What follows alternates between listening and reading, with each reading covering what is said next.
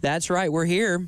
107.5 The Game. Justin Hall, Elijah Campbell, Ed Bird, because it's his show, and we're just living here. Glad to be with you on a Friday night. Lots of action and to get into.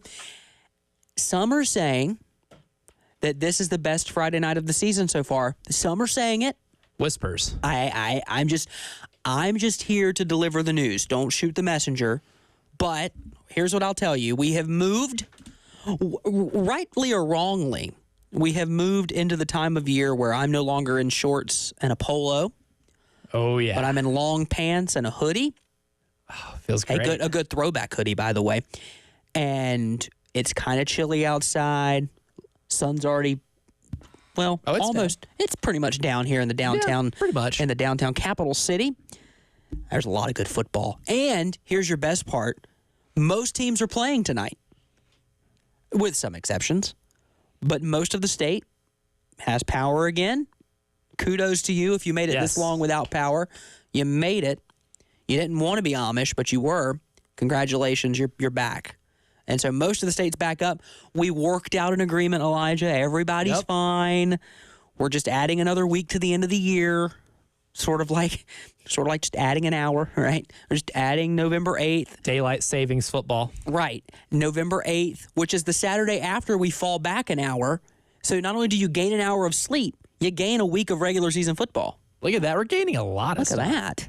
We didn't even discuss that before the show. And instead of daylight savings, it's like daylight receivings. Oh, excellent. Well done. Well done. Golf clap. We were getting stuff. Golf clap to start the show. So you get an extra week of regular season football, which means everything in the postseason gets pushed back a week, but that's okay. And schedules will continue to shift as we make those adjustments. But there was a lot of great football tonight. A lot of great football across the Midlands and across the state. We have injury updates. We have recruiting updates. We will get you a look at the slate across the state of South Carolina. Of course, we'll preview your slate for tomorrow. Starts bright and early, by the way. 11 a.m. Central is where it starts, but we'll get to that shortly. The Region of Doom is back in action tonight, if you're not aware. Back and better than ever tonight. If you're not aware, that is the region here in Columbia that is the best region, football-wise, in the Midlands, certainly. And that deals with Lexington, Chapin, River Bluff, White Knoll, Dutch Fork, Irmo, all of them playing one another tonight. We'll look at those. We've got Chad Leapart joining us in about, 13 minutes or so. He is now the athletic director for the entire school district of Lexington School District 1. I'm old enough to remember when he was the head coach of the Gilbert Indians and one of the winningest coaches in Gilbert history. So, Elijah, a lot to get into. It's chilly. We've got good football. How many teams are undefeated? I'm jumping the shark here, but are we down to a nice peak? We're down to 22. Just 22 teams 22. In the entire state. And I think classifications now that have none. And I think Skeeza. I think 17 of them are public school and the others are private. It's some number in there like that. That sounds right. There's only 5 Skeeza teams undefeated left. So 22 minus 5, 17. Boom. Man, we're hitting math early in the show. So we got a lot to go here. I was on, as always, with Terry and Tyler at 1:30 talking about the upcoming slate of games. And we started with Lexington and Chapin. Now, last week we talked about Lexington and Irmo being a clash of styles. You don't get much more clash of styles than Lexington and Chapin. This is some real polarization, like high school football polarization at its finest right here. You were on one side of the aisle or the other, and I'll leave it at that because that's as far as we're going to go there. These two teams are polar opposites. Brady Albro has thrown for 1,600 yards. He missed a game. And 17 touchdowns. Chapin, though, has given up 50 points or more in both games during its recent 2-game losing streak. That is a loss at Summerville and a loss to Dutch Fork. 2 really good teams, 2 top 10 teams in 5A. Correct. Lexington, though, leads the all-time series 8-4. And here you go. They've won 5 of the last 6. Interesting. Got to take Lexington there? I don't know. There's a lot of good defense there. They lock up. They gave Irmo everything they could handle for a half. Lexington has scored. Lexington's really good. Lexington is 4-2, but according to recent numbers, that's got to be updated. They've got to have more than 69 points scored this year. Nice. Got to. I like Chapin in that game. Here's one you need to look out for. Richland Northeast at AC Flora. Also a region matchup. This is in 4A. This is Region 3 4A. Richland Northeast, 1 loss on the year. They're 6-1. 6-1. AC Flora sitting here at 5-2. 2-1 in the region. So both teams got a region loss. My favorite quarterback name in the state, one of them, Roper Winsky.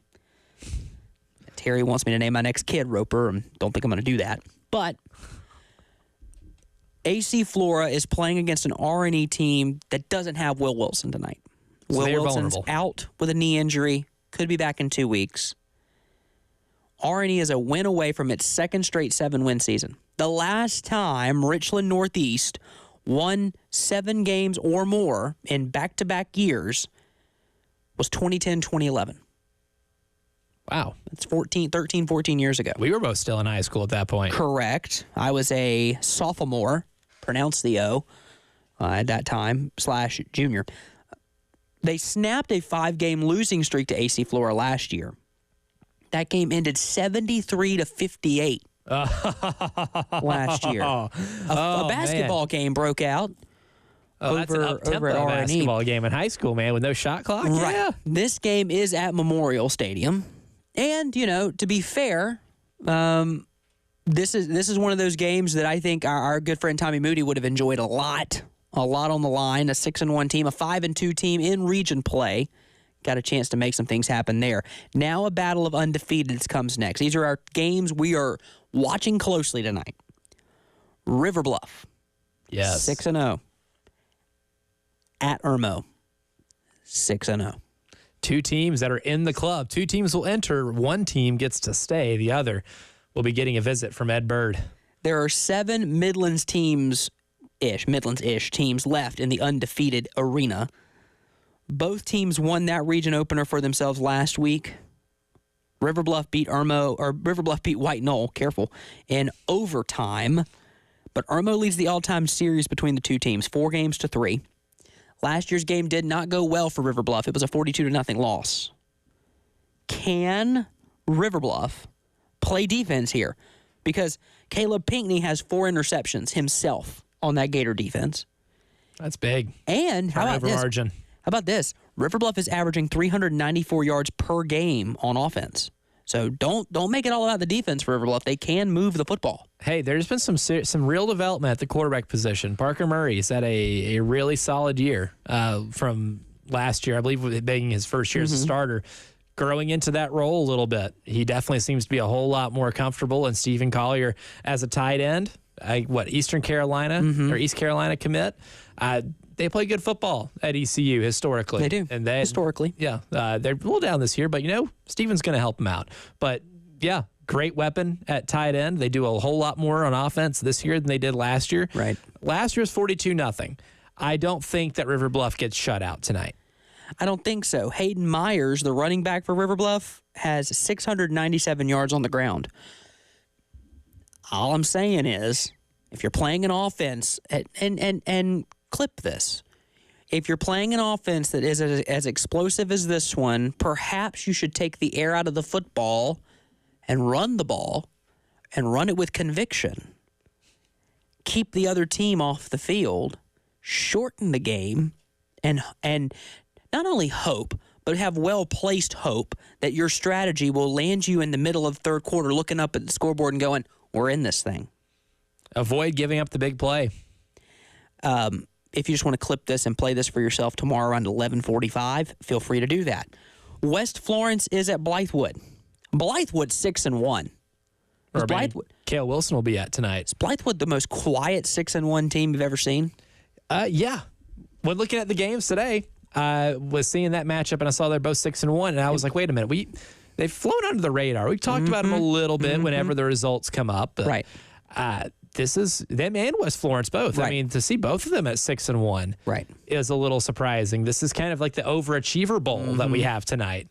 It's the first meeting between the two schools, and we're getting into baseball terminology here from our guy Uncle Lou Bajek over at the state. Blythewood leads West Florence by a half a game. in the region standings. A half-game lead on their magic numbers down to 4. No, I'm just kidding. And then finally, the Region of Doom wraps up with White Knoll at Dutch Fork. Oh. Okay, settle in here, children. Last year, White Knoll beat Dutch Fork 17-14 in the regular season. That was just the third win for White Knoll in its 23 games against Dutch Fork. But then, in the state championship game, Dutch Fork beat White Knoll 21-6. Dutch Fork's defense has accrued 18 sacks, and they've only allowed 17 points. They've sacked the quarterback one more time than points they've allowed. Oh, my God. By the way, this game features 3 Shrine Bowl selections. 3. White Knoll quarterback Landon Sharp does have over 1,300 yards passing, or total yards, and 15 touchdowns on the year. Can White Knoll do what they did last year in the regular season against Dutch Fork? We'll find out. It would take a lot. It would be another rabbit out of the hat of Coach Pelham. It would. Now, Coach Pelham can coach. He can coach defense, too. There's no question about it. I think he can get a defensive game plan at least good enough to make this a very low-scoring game. I'm not taking the over on this one. Can they stick their face in the fan? Can they fit their gaps? I'm just any Will Muschamp-ism that you could possibly any one of think them that of. I can find, right? A couple of other games for you. Aiken is not at Brooklyn Casey. That game's taking place on Monday. Airport is at Great Collegiate. Region game now. Hey, region game. Region Both teams game. are undefeated in the region. That's a big time. Regionally undefeated. I said this at 1:30 on the halftime show.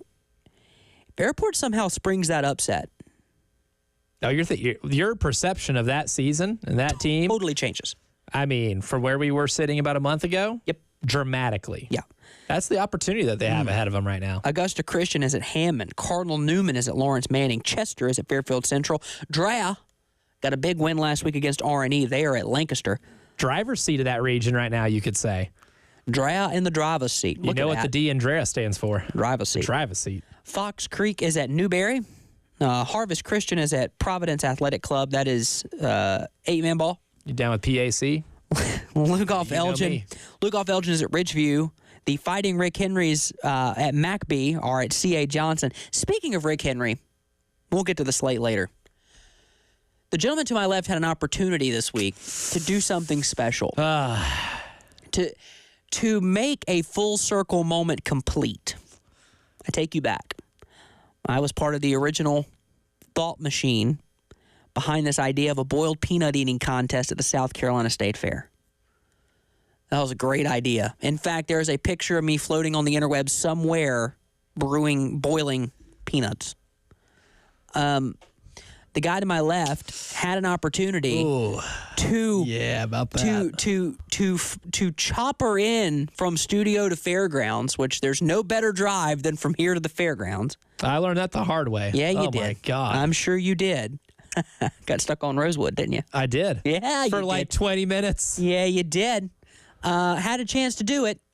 And that trophy, that golden peanut trophy could have come full circle and made its way right here. How long did you have to eat? 2 minutes. You had 2 minutes. And how many boiled peanuts did you consume? 12. It was weak. It was very weak. What was the winning number? Do you remember? 16. Are you okay? All right. If Shanahan's listening, former boss man, I would like an invite next year. Because Well, it sounds like you would tear it up. 16 is weak. Yeah, it was. 16 to win a title? That's weak. Admittedly, the first about 6 that I ate, Or the empties? shells were like harder. I got the smushy ones last, and then I was tearing them up. The hard one, yeah. Yeah, See, the you harder gotta- shells. The key here is before you hit a break. The key here is sometimes those harder ones, you got to go throw them all the way in and crunch them down and then deal with it. Are they counting one shell as a peanut, or are they having to count 2 shells as a peanut? Because you're disposing of the shell. Yes, disposing the shell. Counting and they're counting mechanism. how many empty shells are in there. So you had- not empty shells, but like I think they're taking 2 shells. And putting them together? Yeah, I don't know what their counting That's not... mechanism was. We need to work on that mechanism. I would think you just need to. I would just think you deposit one. I would think you only need to deposit one. That counts. That and make it quicker. That would. All right. Well, again, the issue I have issued my own invitation because 16 to win. That's like going into the home run derby and you're going into the final round. It's like you need to hit 4. Oh, that's 2000. Right. That's like shades of 2007. Yes. Vlad Guerrero won it and only had like 4 home runs in the final round because it was so windy in San Francisco. Exactly. So we'll get into more Peanut talk as necessary. When we come back, we'll hear from Chad Leapart, Lexington 1 athletic director, and we'll hear from our buddy Kale out of that Blythewood game. We'll do that. We'll look at the slate that's to come. We'll look at media rankings. We'll look at it all right here on the Love Chevy High School Scoreboard Show on The Game.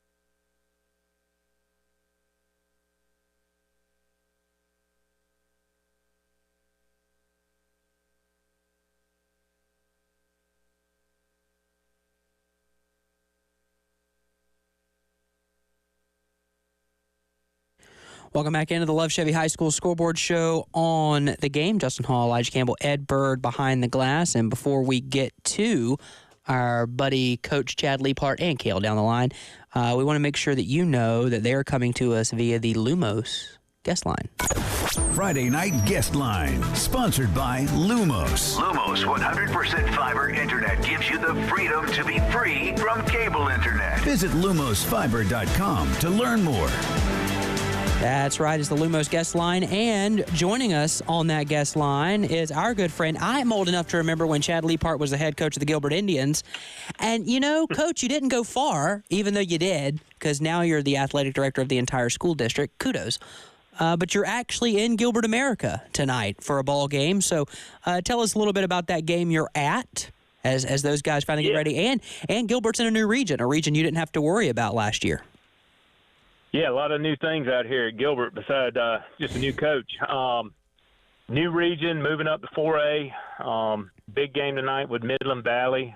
Midland Valley had a little slow start this year, but played some good competition and had a great team last year. So should be an exciting game. Both teams probably just glad to get back on the field. I think the big thing at Gilbert right now is they haven't been able to play for the last couple of weeks, and certainly Midland Valley has not either. Due to the hurricane and the destruction and everything that happened in Aiken County. This region has really just been on pause, and everybody in the region kind of trying to get back going tonight in this game out here in Gilbert with Gilbert and Midland Valley. And Gilbert, obviously you're not coaching the team anymore, but you still get to watch. And I know you're still very close with a lot of the people on the staff at Gilbert because you coached a lot of them as well, and they've come back to coach for you. So to say that you're still well connected to the program would be the understatement of the century. But based off what you've been able to gather and the discussions you've had, what's kind of the progress been like with this Gilbert team? I know there's been a lot of change. You had a really old team last year, but how would you say the old crew is doing this year? Well, they've had a tough schedule, to be honest, moving up with 4A and Lexington and River Bluff games, tough games. They had a good win over Wilson, tough game with North Augusta. So excited to see how they're going to finish. They've had this kind of break here in between now of a couple weeks. They really only played 2 games in 6 weeks when you start looking at it, 2 games in the month of September, and here we are in October 11th, and they're finally getting to play again. But, no, you're right. I got a lot of connections on the staff. I got guys that I coached at Gilbert that are coaching here. I got guys that I coached at Swansea High School that are on the staff here at Gilbert, at least 2 guys there. And then some other guys that have worked with me at both places, at Swansea and Gilbert. And then, of course, Coach Oz, I hired him right out of Newberry College where he played tight end, and he's the head coach out here now. He was with me the entire time, 8 years at Gilbert High. And they've been working hard, and, they've got some things that they're trying to clean up and stuff. And I think a big thing that's always part of Gilbert football is being able to run the football. And I think that's going to be key for them tonight, is being able to run the football, run it well, and then all the other things come off of it. So to me, that's probably the big key for them tonight against Midland Valley. The Lexington School District won schools in terms of high schools, because I'm looking at the website here. Man, y'all got a lot of elementary schools. That's a big district. I forget sometimes. The high school side of things, you got, obviously we talked about Gilbert. Pillion's having a little bit of a rough year this year, but then you got these other 3 schools that are in what we're calling, Coach, the region of doom. Which is Lexington, River Bluff, and White Knoll, because every week is like you're playing in the NFC East, and perhaps the NFC East would be a break for some of these teams. No, I was going to say that tonight, too. Yeah. That region has got to be the toughest region top to bottom in the state, Region 4, 5A. A lot of years ago, everybody talked about the best footballs in the upstate, or the best football might be on the coast sometimes. And the Midlands didn't always get a lot of respect there years ago. I'm old enough to remember that, but it's certainly, I think it's changed. And you just look at last year, who played for the state championship. It was Dutch Fork and White Knoll right here in Lexington County, right here in Midlands football, and this region kind of being the center of it. And then you look at what these teams did with their non-region schedules, like you were saying, and they beat all comers just about. It's an impressive non-region ranking, and now they're going to start knocking each other off here as region play starts. And it's such a difference of talent, not talent necessarily, but play style. Knowing those Gilbert teams that you coached, and you guys were a little high flying when it came to like spreading the ball around and scoring points, but you played good defense too. You're looking at teams like Lexington, and Coach Curtis is doing a great job over there, returning home to Lexington, and they just play hard-nosed defense. They're going up against a Chapin team tonight, Coach, and you know this. Chapin scores points with the best of them. So there's a good mixture within that region, and specifically within your school district of teams that can score a lot of points, but man, when it comes time, Coach Pelham can coach defense like the best of them, and the same thing can be said for what's happening over at River Bluff. They're undefeated for a reason. So when you're talking to folks around the area and you're talking about your schools, not only in that district, but you got Pillion in there, and of course Gilbert and 4A as well. What sets apart these schools and these programs that you guys have in Lexington 1? Well, I think first of all, we got great coaches, and that's head coaches and the staffs that they have built. I feel like our guys do a great job of leading the kids and putting kids in great situations to be successful, and that's a big part of being a good coach and winning ball games is understanding what talent you have and working with that and working within the framework of that talent that you have and putting those kids in the best positions possible to be successful. And I feel like that's what those guys do. And each one of them kind of has their own strengths, so to speak. Everybody knows about Coach Pelham and what a great defensive coach he is, but he's put together a great staff over there since he come in. And I think that's part of the key to that success at White Knoll in particular is, each year I feel like he's added a piece here or there with his assistant coaches that's helped make that football program better. And then as far as, our kids in our district, I mean, we just got a lot of kids that play hard, that love football. They come from our communities that love football. Friday nights are big. Everybody, obviously me coming from Gilbert, and we know about how everybody shuts it down on Friday night for Gilbert football. But, it's really not any different. You go to Lexington High and that stadium's packed. You go to River Bluff, that stadium's packed. White Knoll, it's packed. It's great environment. And so football's big in our communities. And so the kids coming out of those communities, they love it. They play hard. They fight to the end. They're never going to give up. And I think that's kind of the trademark is what I would say for our kids and our programs in our district. And Coach, one of the programs I know you're close to personally, and you alluded to your time over at Swansea, and I think this is the best story in the state right now, or at least my personal favorite, and that's a team that went 0-10 last season.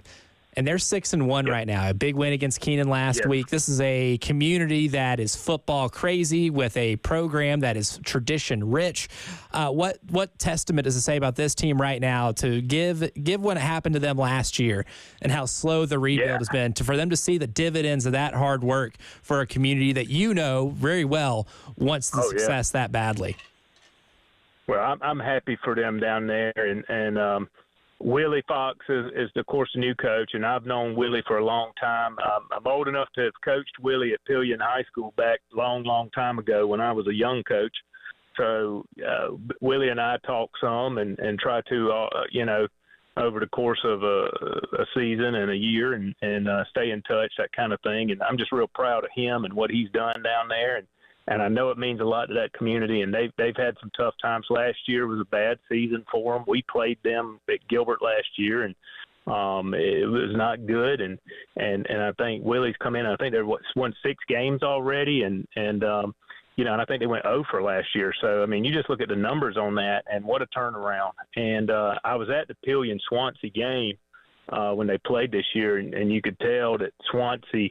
Their crowd that they brought to that game, it was a good crowd. You could tell that the community's getting back now, and they're proud of that program and what's going on and coming out there and supporting them. And a lot of good folks in Swansea. I had a great 6 years in Swansea, and happy for them and their success with Coach Fox there. Coach, I know you guys have a game coming up in your vicinity in like 2 minutes. So we appreciate your time. Thank you, sir. Yep. We look forward to hearing from you again later on this year. Really appreciate you taking the time to talk everything Lexington 1 and Old Stomping Grounds. We'll get you on to talk more about high school football across the Midlands down the road. Absolutely. Love to, and appreciate you guys having me on the show. Thanks, Coach. That's Coach Chad Leapart, who is now the athletic director for the entire school district of Lexington School District 1, but he'll always be Coach Leapart. He is. Whenever you coached a historic program like Gilbert and you were their all-time leader in wins, says something. Yeah, I think you have earned the right to be Coach Leapart. The coach title will get to stay with you, regardless of whatever title you end up taking or job you end up accepting down the road. You'll always be coach. And you know what? He's just the head coach now of an entire school district. So that's the way I'm viewing it. We'll come back on the other side, look at more games taking place tonight and everything else on the Love Chevy High School Scoreboard Show on the Game.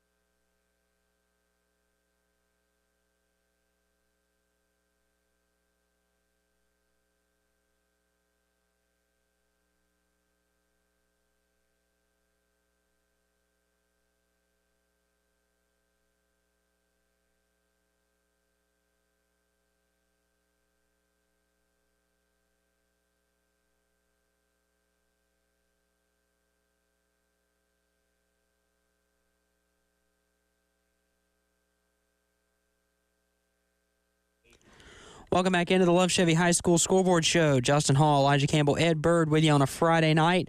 Getting ready. Action has begun across the Palmetto State. It is 7:32 p.m. on the East Coast. If you're listening to us on the West Coast, man, that's dedication. We're glad. Right, we are happy to have you. That's dedication to the craft. If you're following us there, I don't know. I have family on the West Coast. Yeah, I got some friends out there. Perhaps they're listening at 4:33 Western time. My sister's in the Mountain Time Zone, just about one away. Yeah. Maybe the smallest time zone in the United States. Maybe you're just waiting on the Pods and the Dodgers. I don't know, but Dads either way, v. Dodgers, win or go home. Come on. Swinging Friars, please. Anyway, high school football has started. It's 7:33 now, so games are kicking off as we speak. White Knoll, Dutch Fork, Irmo, and River Bluff. By the way, I just saw a picture on the artist formerly known as Twitter. River Bluff in all white, head to toe.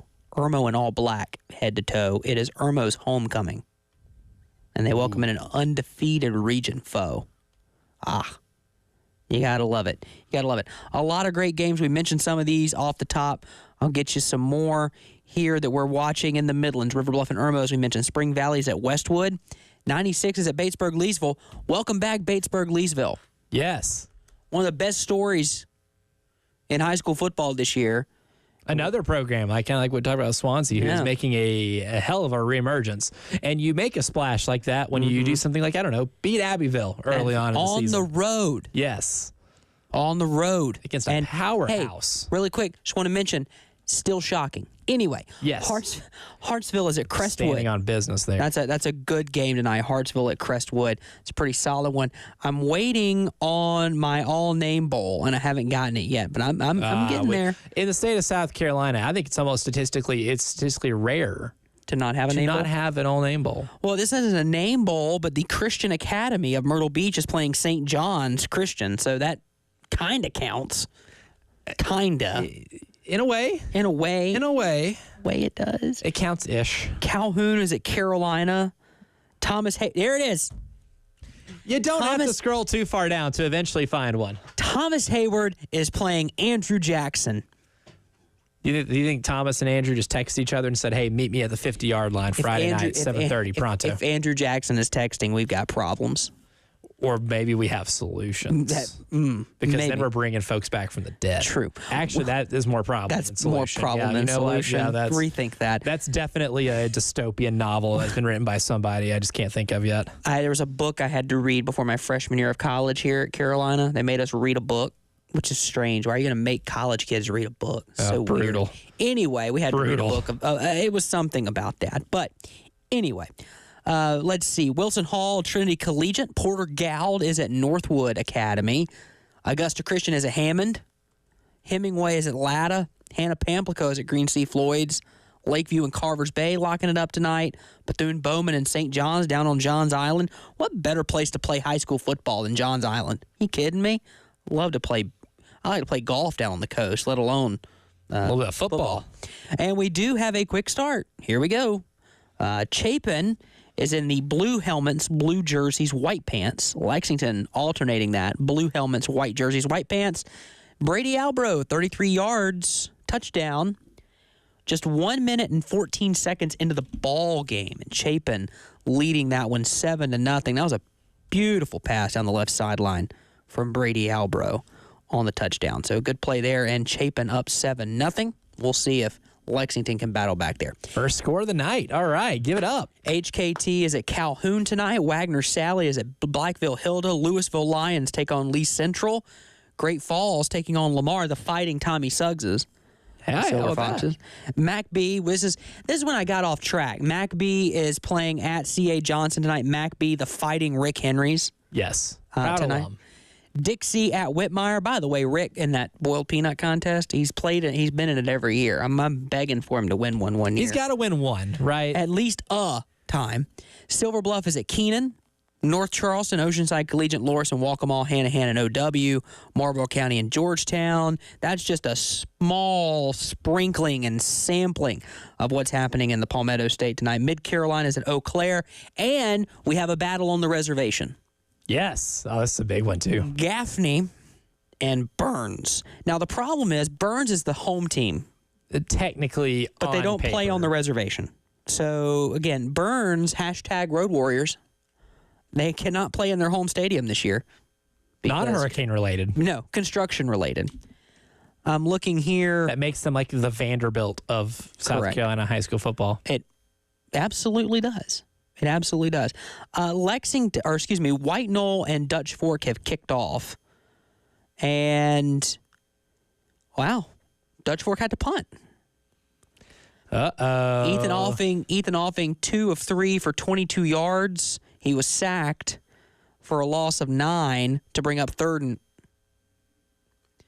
Explain this one to me, Elijah. Ethan Offing sacked for a loss of 9 yards, 3rd and 8. Oh, it was 3rd and 8. He was sacked for a loss of 9. There we go. I can read statistics. And then a punt. So White Knoll has the ball, 8:47 left to go in the first quarter. Coach Pelham defense. Long way to go in that one, but thought I would update you on it because, well, that's kind of what we do here on this here program. Lugoff Elgin is at Ridgeview. We mentioned that one. West Florence is at Blythewood. Kale is at that one. We'll look forward to hearing from Kale a little bit later. We heard from Coach Chad Leapart. He is at the Gilbert Midland Valley game. And, of course, our Airport Eagles are at Great Collegiate. And I'm waiting to hear more about that game as the night progresses, or if it progresses too far, I don't want to hear any more about that game. There's been some games like that for Airport, unfortunately. Depends on your perspective and depends on your rooting interest. I do appreciate Terry told me today that I always keep it unbiased when it comes to Airport, which I think he was joking. Might have been a little tongue-in-cheek there. Was that a little tongue-in-cheek? It seems like that would have been a little tongue-in-cheek, but I could be wrong. He also said I was the second most famous person to come out of that school, first being Deuce Staley. There's got to be one more than me. They're hard to beat Deuce. I did see a clip though of Deuce Staley playing against Georgia for the Gamecocks. Did you see that clip? It was at Classic College Football that tweeted out, which great, fantastic Twitter. You need to account. follow him. It's a must follow. They definitely showed. Yeah, they showed the game. They beat Georgia and Deuce ran. Gosh. You see the move he put on Kirby Smart? Yeah, he did. I did. There was a play in that highlight package where Deuce Staley jukes Kirby Smart out of his shoes. And now that's why Kirby's so angry today. Because Deuce Staley victimized him on national television. Deuce Staley's got a Super Bowl ring as a coach and a player. Yeah, that's Think right. About that. Yeah. Think about that. Kind of Kirby Smart does. He played football with my dad.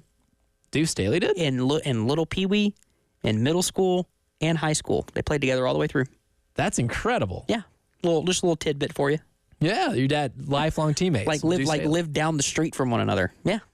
Yeah. That's awesome. Like if they see the parent at the gas station, like they know each other. They're saying what's up. Yeah. Yeah. Just Deuce. Also, he worked here.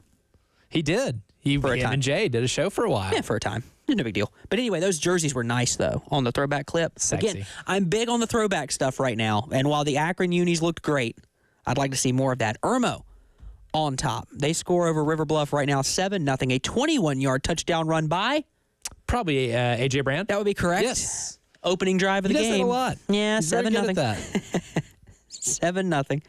And we're looking for a few more scores here. Oh, AC Flora up 7-0 on Richland Northeast. AC Flora wearing the very nice powder blue helmets. Oh, yes. With the red jerseys. I'm a big uniform guy. Same. If you haven't caught that already, I'm not this, you need to have a battle armor reveal and you need to make it look classy and awesome. What I will tell you is you need to look good. Look good, play good, right? Dion. Yep. If you look good, you play good. And I like a good looking uniform. And if you're going to lose in style. Preferable. Like if I lose, fine, whatever, but I don't want to be ugly and lose. Roper Winsky, an 11-yard touchdown pass to Kendall Bird. 10:20 to go. No relation to Ed. I don't think. We're confirming, but I don't think so. We're efforting that information. Yeah, an industry term. Yeah. Industry term. Nobody complain, please. Riverside has taken a 7-0 early lead over Eastside with 8.5 to go in the first quarter. Again, because of the storm, there are, teams just getting back to playing in the upstate. And let's not forget how good of an early season Riverside has had so far. Unstoppable. They have been very good for the last couple of weeks before the storm. So we'll see if they can pick that up. A lot of these teams have been off for a couple of weeks, including in this region with Airport and Gilbert and Midland Valley and Gray and all of them. And it's been a hiatus. Aiken just got power like a couple days ago. So we'll see what these teams are. Does that long layoff help you? It's the rest versus rust conversation that we'll probably have to get into tonight at some point, depending on who's playing whom. And how it all plays out. Ooh, yeah. Yeah, I just hope, again, your one thing you worry about is tightness and then injuries that get compounded by that. But the good news is it's cooler. Cramping shouldn't be an issue tonight. We're after past the long that layoff. part of the season. I think so. Dillon leads Aner 7-0. By the way, Aner most famous for that Aner-Conway game that ended in just a mess. I've never seen an ending like that in my life. I'm still not over the ending of that game. I don't know how. Poor kid, man. He just way too excited. Right. Way too excited, and then just didn't do the one thing you do as a quarterback. You got to kneel the ball down before you give the ball up to the official. The official can't touch it unless the play's dead. It would help. Let's see here. We've got a couple of different drives for White Knoll and Dutch Fork. White Knoll 3 and out. 3 plays, 5 yards, had to punt. Dutch Fork had a 6-play, 15-yard drive, and then a most recent 4-play, 26-yard drive that is ongoing right now. So Dutch Fork has the ball and is matriculating down the field. In fact, they're in the red zone on the White Knoll 16-yard line. Ooh. Ethan Offing ran 15-yard rush. He is now the leading rusher for the Dutch Fork Silver Foxes at 6 yards. Ethan Offing's got 37 yards through the air. No passing yards for White Knoll yet. Yeah, one drive. It's going to be hard to pick those up. I think Landon Sharp is a very good, very capable quarterback. But Dutch Fork's defense is scary. Yes, they are. Yes, very scary. That's a word. That's a word scary. I would use. I'm trying to cycle through words in my head like I'm flipping through a thesaurus here. But scary is arguably the imposing. Imposing, scary, intimidating, and but you don't want to admit to being intimidated. Right. That's our job, to say who seems intimidating. You'd never admit that. Chapin gets the ball back after a 3 and out for the Wildcats of Lexington. A Chapin snap goes over the punter's head on a punt attempt. Lexington scrambles down to recover it. Touchdown, Wildcats. 7-7. Chapin and Lexington. 8:46 to go. Beamer ball strikes. A special team score in that Lexington-Chapin game. We'll wrap up hour number 1 of the Love Chevy High School Scoreboard Show after this right here on The Game.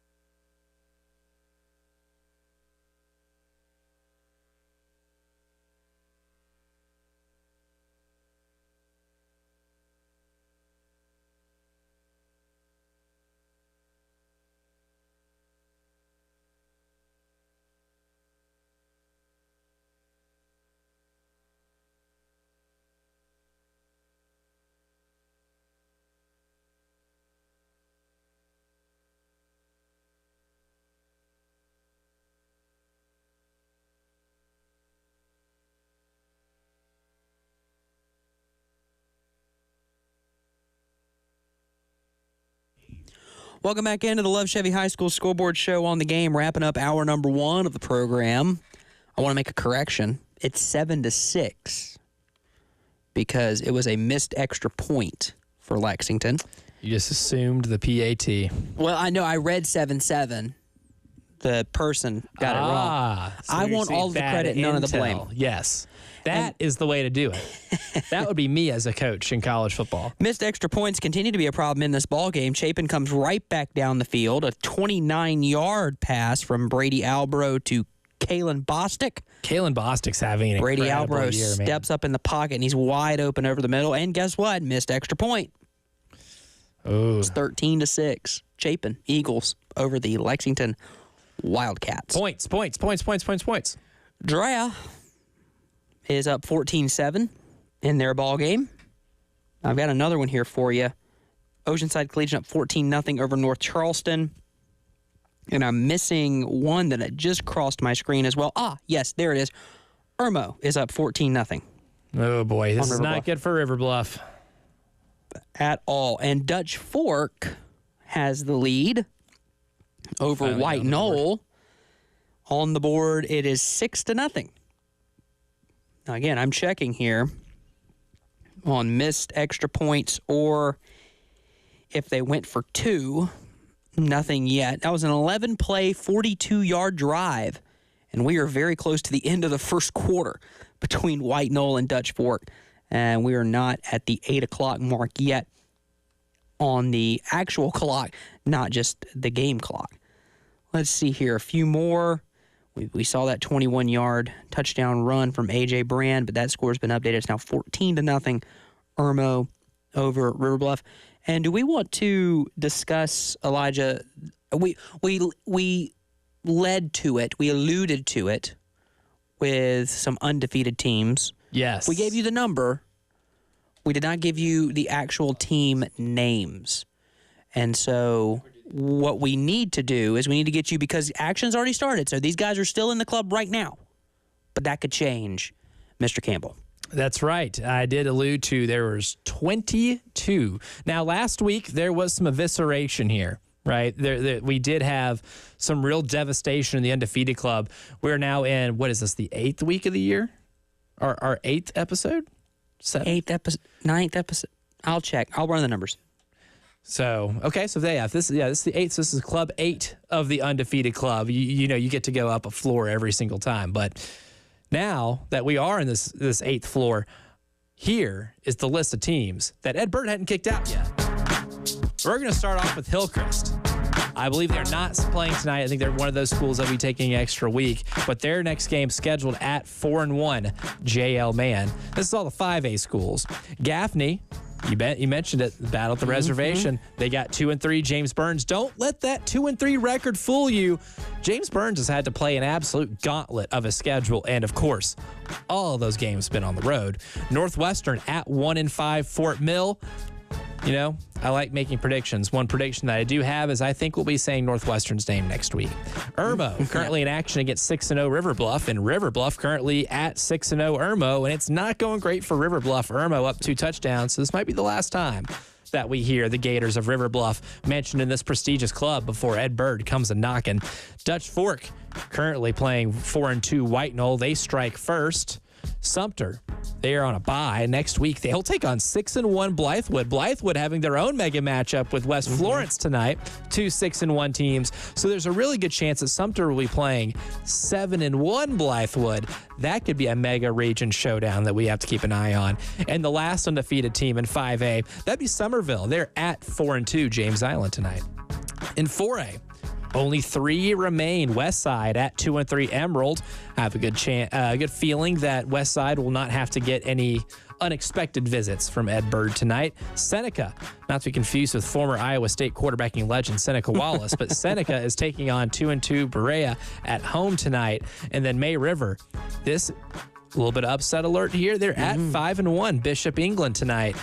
That could get a little hairy for May River. Maybe this is their biggest test yet. Maybe this is the test that gets them out of this very prestigious club. In 3A, we have 3 teams left. 2 of them are playing each other. Woodruff is at 5-0 Mountain View Prep. Mountain View Prep at 5-0 is hosting 5-0 Woodruff. 2 enter, 1 has to leave. And lastly, Marlboro County is at 2-3 Georgetown. In 2A, we only have 2 more schools left. One is Saluda. They crushed Pillion yesterday, 50-0. 50-0.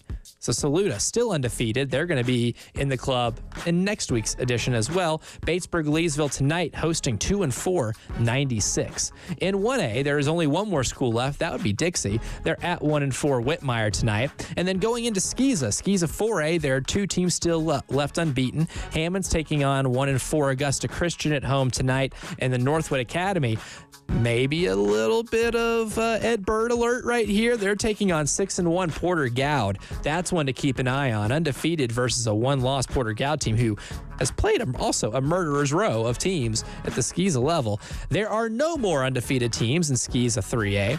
We only have one undefeated team in Skeeza 2A. That's the PD Academy. They're off tonight, but their next game, no give me, 5-2 Bethesda Academy. They will be hosting. Skeeza 1A, just one team undefeated left, and that's Dorchester Academy. Who they play tonight, Elijah? Oh, well, we have an undefeated versus a winless matchup. They will be at 0-7 Clarendon Hall. Don't think that one's going to go well for CH. No.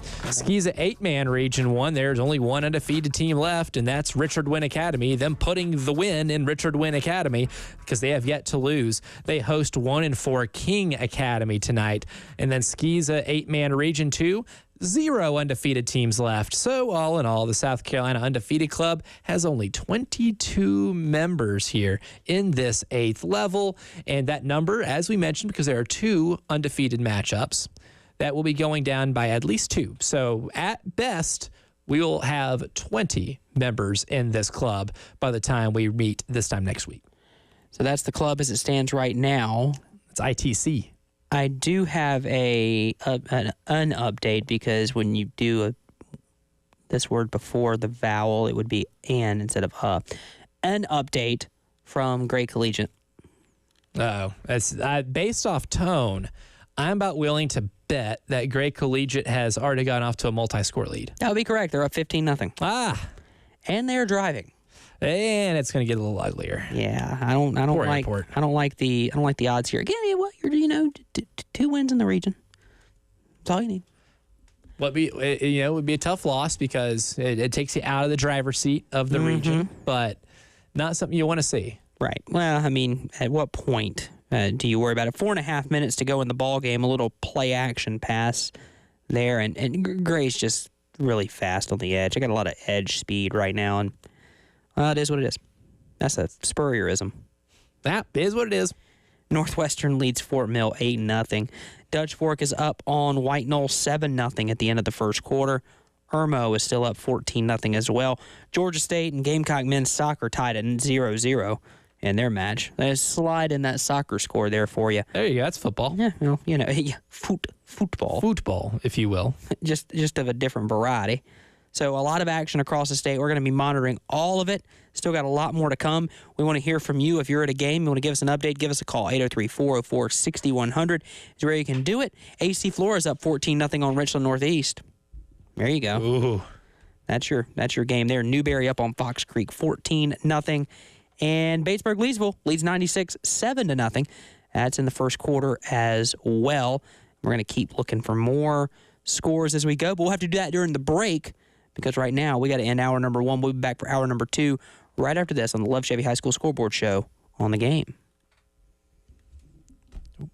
But first, we'll go and tell you about my friends over at Lumos. Look, why reboot the internet when you can rebuild it?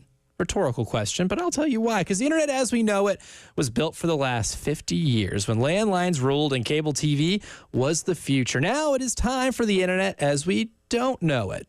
Hear me out here. Where small cities have internet as fast as big cities, where uploads are as fast as downloads, where your digital life is never interrupted, and the metaverse isn't just a concept, but it is a part of life. It's time for 100% fiber optic internet that's built from the ground up.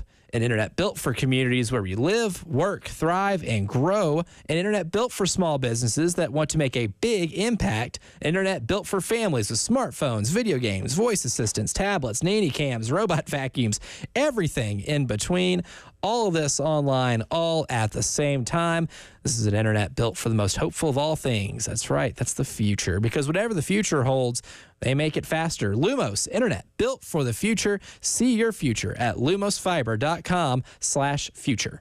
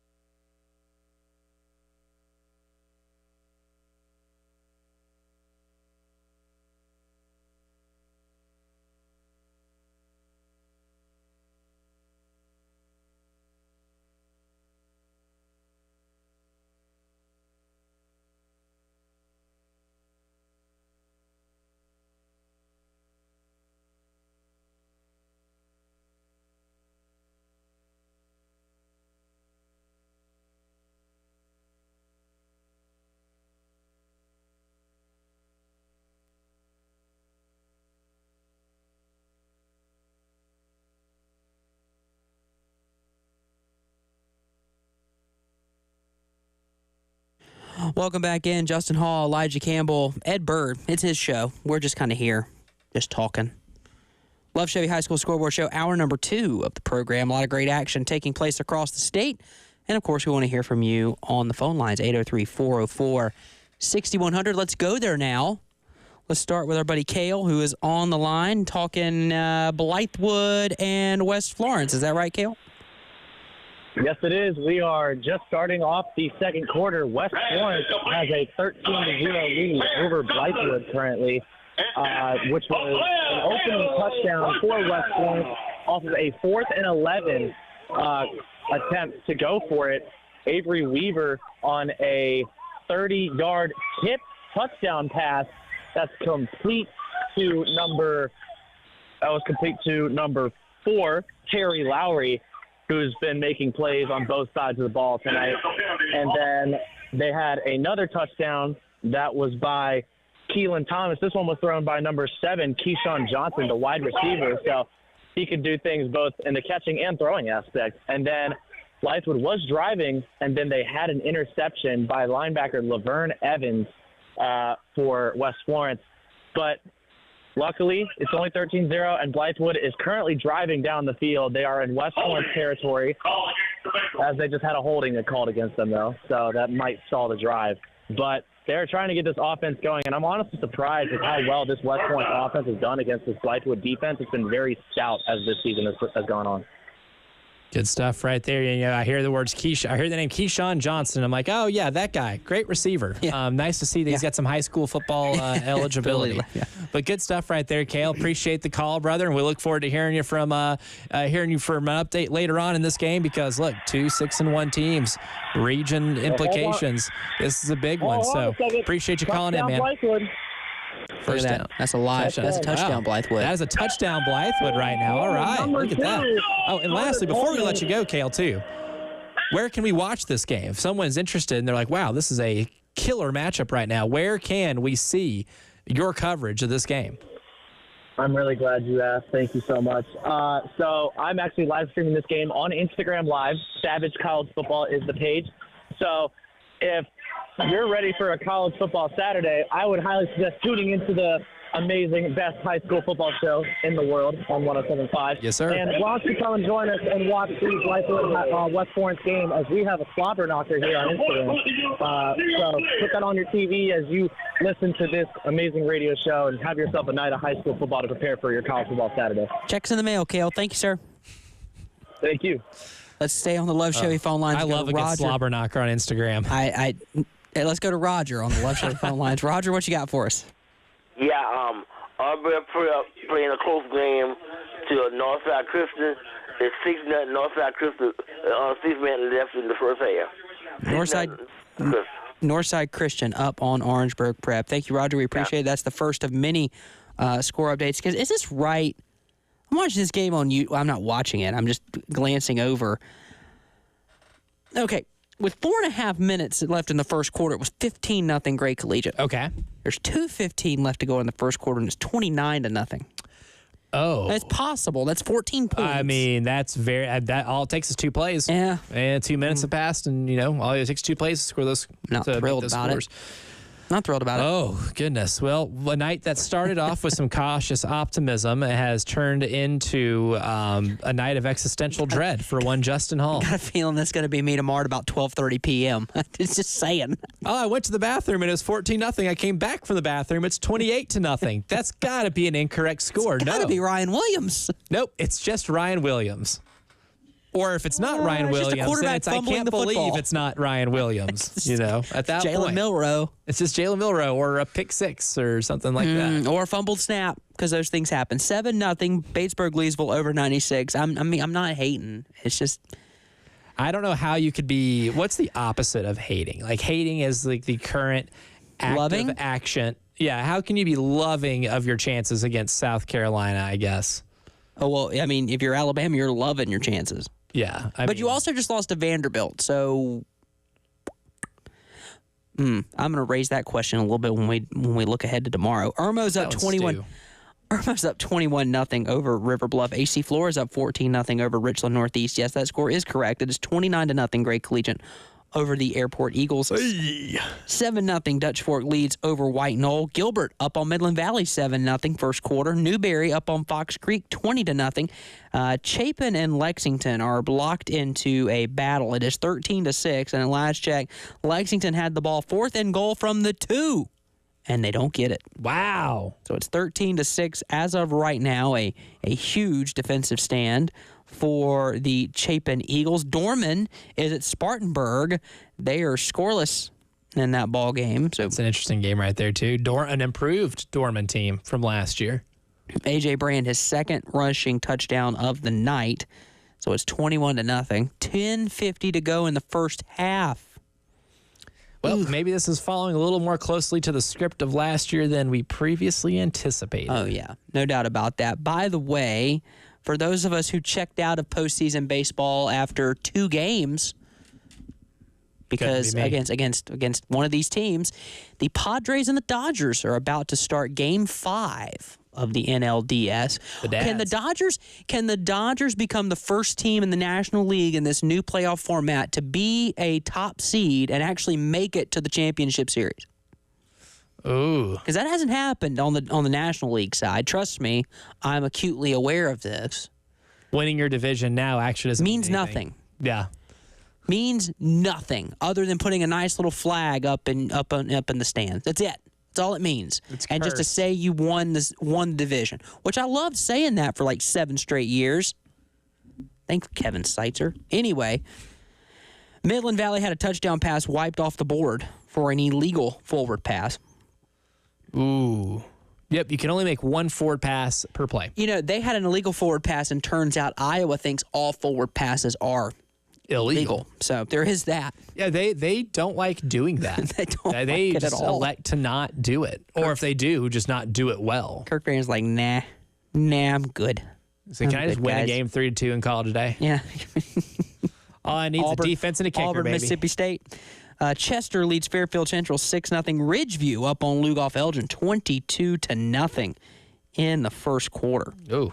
Searching for more of these games. But yeah, that Game 5 of the National League Division Series starts now. Yoshinobu Yamamoto gets the start for the Dodgers. He started on opening day. He pitched 1 inning against the Pods and gave up 5 earned. And in Game 1, he pitched 3 innings and gave up 5 earned. It's in the Ravine tonight. I have many memories of watching playoff baseball with Chavez Ravine being the location against those Dodger teams. And, well, all I can say is go Swinging Friars. Yeah. Oh, just on uniforms and vibe alone, man. I love it. All over the Padres bandwagon. All over it. Missed field goal for White Knoll. The Timberwolves miss a 40-yard field goal early second quarter. That can come back to bite Still you. 7-0. I'm looking for how that ended here. Hey, what I like is they have StatCast for Dutch Fork football. Do you know that? Just like you would pull up in the. I was screen watching you. Not gonna lie, I was screen watching you, and I saw where you had that up, and I'm like, that's Stat Broadcast. Yeah. Which I am so excited to get to use on college football game days. Stat Broadcast is the absolute best. Yes, isn't it? I'm telling you what, fantastic. Nothing like it when you're in that press box, just to have it pulled up, and then you can just see analytically how bad it really looks down on the field. Sorry. then your eyes get to match what you're looking at. That was an 11-play, 57-yard drive, by the way, for White Knoll. 11 plays, 57 yards, took 3.5 minutes, and you just missed a field goal. I mean, it's not bad. You took up a lot of time. It's still, you got to convert though, man. You're not going to get a lot of opportunities to even have field goal attempts against Dutch Fork. That defense it's something else, man. Dutch Fork's first drive, 3 minutes, 13 seconds off the clock. They punted. Their second drive took 5 minutes, 11 plays, 42 yards, touchdown. White Knolls touched the ball twice, a 3-and-out, and then that 11-play, 57-yard drive they can't cash in with the points. But, hey, they did cross the 50. And, Dutch Fork takes over from the missed field goal at the White Knoll 48. That's where they spotted it. That doesn't seem right. So we'll see what happens there. A lot of faith in that kicker. A lot of faith in that kicker, but it was a 40-yard field goal, so that's not right. Probably, no, that can't be right. Maybe anyway, got blocked and covered. Maybe. But they've already played. Oh, they're on the 48 of White Knoll because they're mid-drive. 5 plays, 32 yards already covered. Okay. There you go. That makes more sense. That makes sense. Now the math is mathing. Yeah, it makes more sense. So White Knoll trailing 7-0. Hey, 6 minutes to go. Here's what you're talking about. We're talking about keys to victory, something that River Bluff could not do so far against Irmo. Still a long way to go. Something Airport could not do against Gray Collegiate. Shorten the game. We're almost done with the first half, and this is Dutch Fork's third time touching the ball. Wow, that's your best chance. And they just turned it over on downs. Wow. See, now this is where the chess match is going to get really fun. I mean, because what White Knoll is on offense, about the same as last year, I'd say. Defensively is where they lost a lot of players.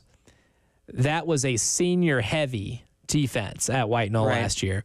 What Coach Pelham has done with that defense to bring him back to speed and bring him back to where they're good enough to be competitive in a region of death like this is fascinating. To see what he has cooked up with an inexperienced group that's only got now about 2 months of high school football under the belt.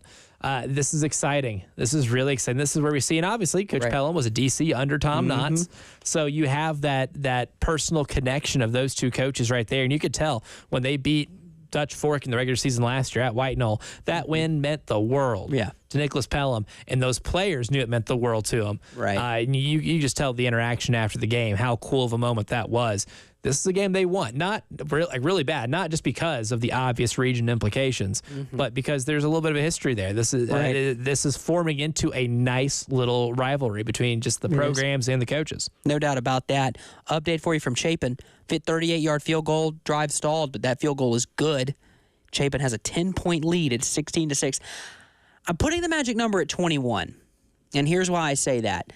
I said at 1:30 today on the halftime show that if Lexington can keep Chapin to 21 or less, they got a really good shot to win this game. The problem is if you get above 21, I don't know about this Lexington team being able to put the ball in the end zone 3 times. And here's your problem. You're already down 10, and your touchdown came on a punt snap was bad, and you recovered it. So you don't have an offensive score yet. Yeah. And you're going to have to against this Chapin team, man, because they will be scoring a lot of points on said offense. That thing hums. By the way, Airport just had to punt from deep in their own territory. Gray Collegiate gets the ball at the Airport 48 after a not-so-great punt. First play, deep post. It's 35-0. Oh, extra point upcoming. It has gotten from bad to worse for your beloved Airport. Do you know how much time is left in that ball game? Oh, God. We're probably still, minute and a half until halftime? 11:44 left to go in the second quarter. 11:44. Oh, my goodness. We're not even a minute and a half into the second quarter, my friend. Oh, for some reason, I was thinking when we were in that last segment and we were, you're befuddled as to how quite the opposite. Great Collegiate was scoring, a couple times in a short span. I was thinking that was closer to halftime, not the first quarter. Right. I'm with you. I understand what you're saying. For some reason, I thought you said first half. That might have been a Freudian, but it's still it's the first half. We're still in the first half right now. Sending thoughts and prayers. Yeah. So it's tough. Hopefully some people let the foot off the gas here eventually. By the way, we're in that nice little mixture of sports seasons to where I've got playoff baseball, I've got high school football, I've got college football, and I've got Midnight Madnesses happening. Is that Mark Kentucky. Pope That's wearing Mark his Pope. his old jersey? It's Mark Pope. How good? We got a minute left. How good is SEC basketball going to be this year? As good as it's ever been. Oh my gosh! It's a gauntlet, dude. Tennessee and Rick Barnes. Kentucky under Mark Pope, what does that look like? By the way, that entire really Kentucky team went to Arkansas. Oh, and Arkansas And they got the slobbering hog on the floor again. They got a massive haul in recruiting themselves, too. Yeah. By the way, hey, everyone's going to overlook South Carolina because their leading scorers are blah, blah, blah, blah. I don't care. This team that Lamont Paris is going to put on the court should be really good. They will be good. They'll be very good. Should be good, and should be good enough to make the tournament again. Not to mention what Coach White's doing over in Athens. They'll be more exciting than last year, too. And no question. Yeah. No question. But, hey, winning was exciting. Alabama is probably going to start off the season as the number one team in the country. That's how good this league is. It's stupid. I haven't mentioned Florida. Nope. I haven't mentioned Texas. Nope. Shoot, Texas. Haven't mentioned LSU. Oklahoma might be the bottom tier of the conference. Mizzou was telling me all year last year, don't worry about this year, look to next year. All right, well, here we are. A&M. Yep. A&M's Under got buzz? almost everybody back. They brought in almost an entire team back from last year. They got better as the season ended. Vanderbilt should be good. Decent. I like the coaching hire they made. I do. Who am I missing? I feel like I'm missing somebody. Auburn. Auburn. Didn't even mention Where's Pearl? Auburn. The defending tournament champion, SEC tournament champion. Yeah. They brought back almost everybody. Janai Broom is probably the favorite twin conference player of the year. They should Ole Miss. LSU will be better, actually. Ole Miss under Kermit and Mississippi State. Chris Beard. Yeah. Oh, yeah. Yeah, that's right. That's right. My boy Kermit Davis. Long live. There may or may not be a coup in Murfreesboro, Tennessee for Kermit Davis to be that coach again. And you think I'm kidding. I have it on decent authority. I'm not breaking news here, but, I'm saying it's not impossible. The Gamecocks go against the College of Wooster here soon to get it all started in an exhibition. So, again, we got a conglomeration of sports happening tonight on the Love Chevy High School Scoreboard Show. But when we come back, we'll get a full look at the scoreboard right after this on The Game.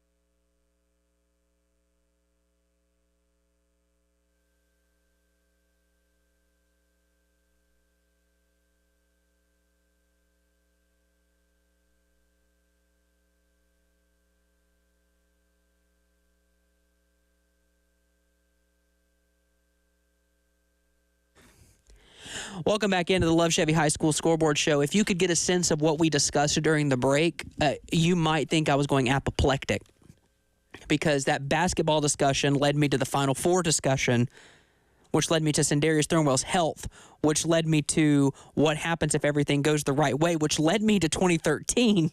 In football. Then I'm going apoplectic over that. Then I get apoplectic thinking about, well, then the next year, 2014, playoff. And the Kenny Hill game happened to start the year. Y'all, this is why I tell you, don't let a team rule your emotions. Just don't do it. Especially when they're comprised of 18 to 22-year-olds. Like if it's the NFL, maybe. Maybe. Because they're paid. But even then. The college kids are paid too. But as somebody, even then you shouldn't. As somebody who was made physically ill from the Minneapolis Miracle, well, I don't think I spoke for like 6 hours. But you got a new quarterback starting on Sunday. Spencer Rattler's going to try to save our season. In the words of Shane Beamer, Spencer Rattler. Spencer Rattler will hopefully rattle the Tampa Bay Buccaneers.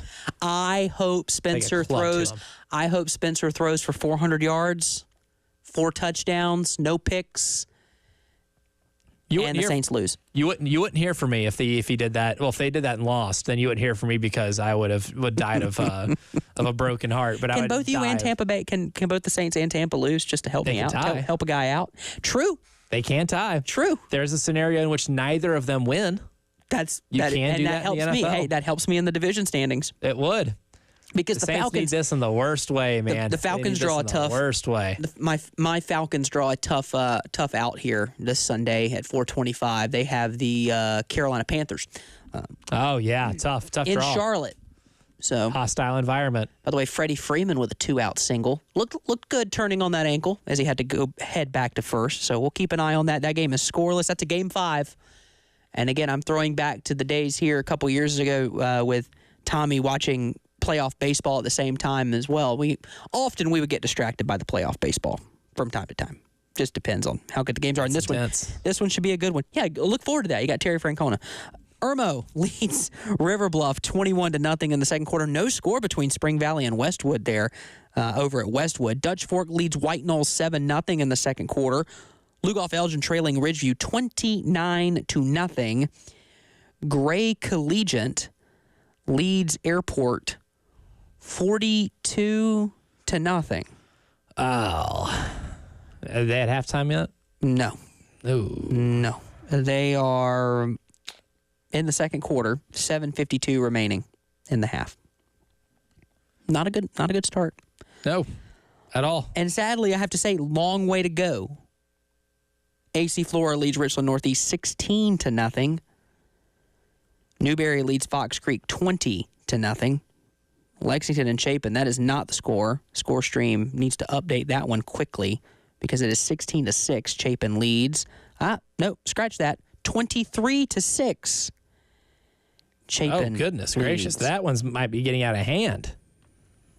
That one is getting out of hand because I can tell you that was a 72-yard touchdown pass from Brady Albro. 72 yards. Whether it was 72 yards in the air still determined. You know, I think we're missing something with these updates. What are you missing? Oh. Yeah. Oh, my. There you go. Look at that. Now proceed. Now I can. I was sitting, I was like, you know what? We need a little funk into this. Yeah, I don't have a Hawaiian shirt. I apologize. 14-0 Dutch Fork. You have the facial hair, though. That's true. Keep the mustache. Shave everything else. I used to do that. 14-0 over White Knoll. Dutch Fork leads. Looking here at your statistical profile, Ethan Offing now 12 of 17, $142, and a touchdown on the ground. Yep, 14. That's a big cushion for Dutch Fork. There you go. That'll take care of business. 21-7, River Bluff on the board. 2:21 to go in the second quarter. Irmo leads 21-7. They will not get shut out. They will not. They will not. Let's see here. Gaffney leads Burns at the half. What would you say that score would be between those two offenses? I would say this bad boy is 21-14 Gaffney half. Gaffney leads Burns at the half 3-0. The defenses have come out. It's time to get weird, baby. It's time to get weird on the reservation. Not the first time that's been said when it comes to Gaffney football. Greer leads Blue Ridge 14-7, so Gurr on top. 14-7. We mentioned Irmo and River Bluff. That's a 21-7 ball game. I'm looking for a few more here. Blythewood getting the stop on 4th down over West Florence. Gilbert over in Gilbert, America. They do it different down there. You want to talk about getting weird? Yeah. Gilbert in the best way. Gilbert It's only one way is to do the it. jungle for Auburn basketball. Just there's your 21-7. Okay. Gilbert leads Midland Valley. I'm all in on college basketball. It's That is we're an to that point. adequate comparison. I have covered some games at Gilbert. I can confirm. Covered a spring game at Gilbert, and I can confirm. They do a spring game? Yeah, they do. Oh, Clinton that's leads Chesney 22-7. 6:40 to go in the first half. A 47-yard touchdown pass. And how about AC Flora? Fly, you Falcons, fly. In honor of my good friend Tommy Moody. AC Flora leads R&E 23-0. R&E without Will Wilson is not the same as R&E with Will Wilson. Will Wilson right now ain't walking through that door. Nope, not tonight at least. I'm gonna just pull this up for you. I'm just gonna say this out loud. It is a blackout at Maryland tonight, but that's the crowd. All right, we continue. It's an aluminum out. We'll continue. Oceanside Collegiate leads North Charleston 27-6. That one. Blackout, and the reason that the TV's blacking the game out because no one's there. Riverside leads Eastside 13-6. A big hit in the end zone. Riverside recovers to stop Eastside on the goal line. 6:54 remaining. Northwestern leads Fort Mill 29-0. Ho hum. That was 8-0 not too long ago. This is not expected. This is not unexpected. Northwestern scores a lot of points. They also don't give up a lot of points. Give up a lot of points. The Fighting Jadavian Clownies, am I correct? No. Oh, He was at South Point. South Point. Someone's Don't do that. screaming That at was the that's a radio. rivalry. Don't you do that. Oh, Don't you do that, man. There are some people that I That's think fair. David Cloninger. It's a common mistake. Yeah, yeah. Give me You'll a get a phone text call from here him. Yeah, in Yeah. just a little bit. Hannah Pamplico leads Green Sea Floyd's 21-7. That one with 20 seconds left to go in the first half. 21-20. Lancaster is up on Drea. Oh, 21-20. That was a 14-0 earlier, Dreher, right? That originally. I would say this would be a reasonable upset here. Lancaster's, last year struggled a little bit, but Dreher's coming off the high of beating R&E. Right. I don't know, man. That'd be a statement for Lancaster and a pretty unfortunate missed opportunity for Dreher if they're able to drop this one. You wanna if you can get a stranglehold on your region, you would like to keep the stranglehold on your region. You'd like for that D and Dreher to stand for driver's seat, as in being in the driver's seat of your region. Would. There's a fumble, no incomplete pass. It's 43-0. Great Collegiate over Airport. Landrum. Deuce Staley ain't walking through that door. No, he's not. 21-0. Landrum leads Blacksburg. We mentioned that River Bluff game. 2:21 to go. Northwestern leads Maryland 7-0. Look, Maryland, you asked for this. You asked for this. You took the Terps off the helmet. Unfortunate.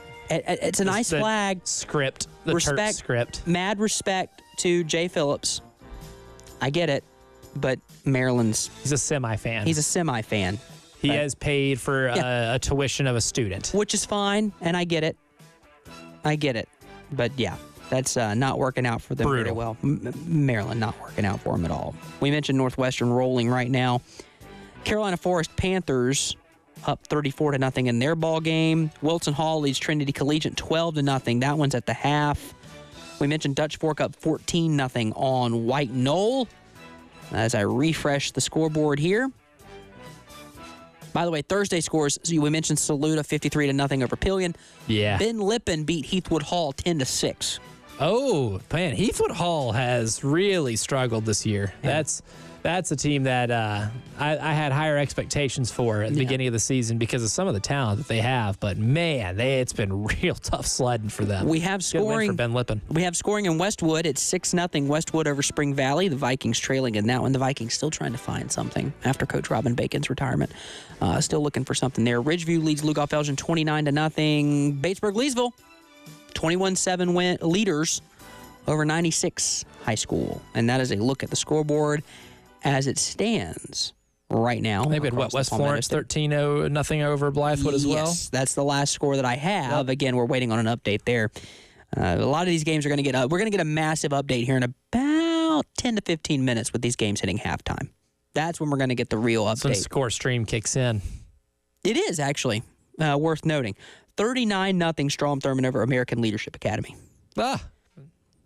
Yeah, Another- ALA, the place Robin Bacon is currently coaching at. Correct. And trying to build a program From the ground up. from the literal ground up. Abbeville leads Calhoun Falls 42-0 at the half. Ooh. Two best words in high school football. Running clock. Running clock. And so that's your look at the scoreboard. By the way, on this day for you, on this day in 2010, Bobby Cox managed his last game for the Braves. He retired as the fourth winningest manager of all time and the all-time leader in Braves franchise history. 2010. Probably by a Been a country long mile. time. By a country mile, too, in that last statistical category you just mentioned. And the most ejections. But a long my time. favorite Bobby Cox stat. Yes. Skip hasn't been the head man in the seat since 2010, 14 years. Yeah, we were since Bobby Cox walked sophomores away. in high school. Yeah, and then the Long Braves time went ago. on to win like 2 or 3 more division titles before selling everybody off and rebuilding. And that rebuild's worked out well. I will say that during those rebuild seasons, where we were in our early college days, I was in between schools, but I did get a really good opportunity to go to a lot of Braves games because the last year at Turner Field, they lowered ticket prices to $1 general admission on weekday games. There you go, a little matinee, little businessman special.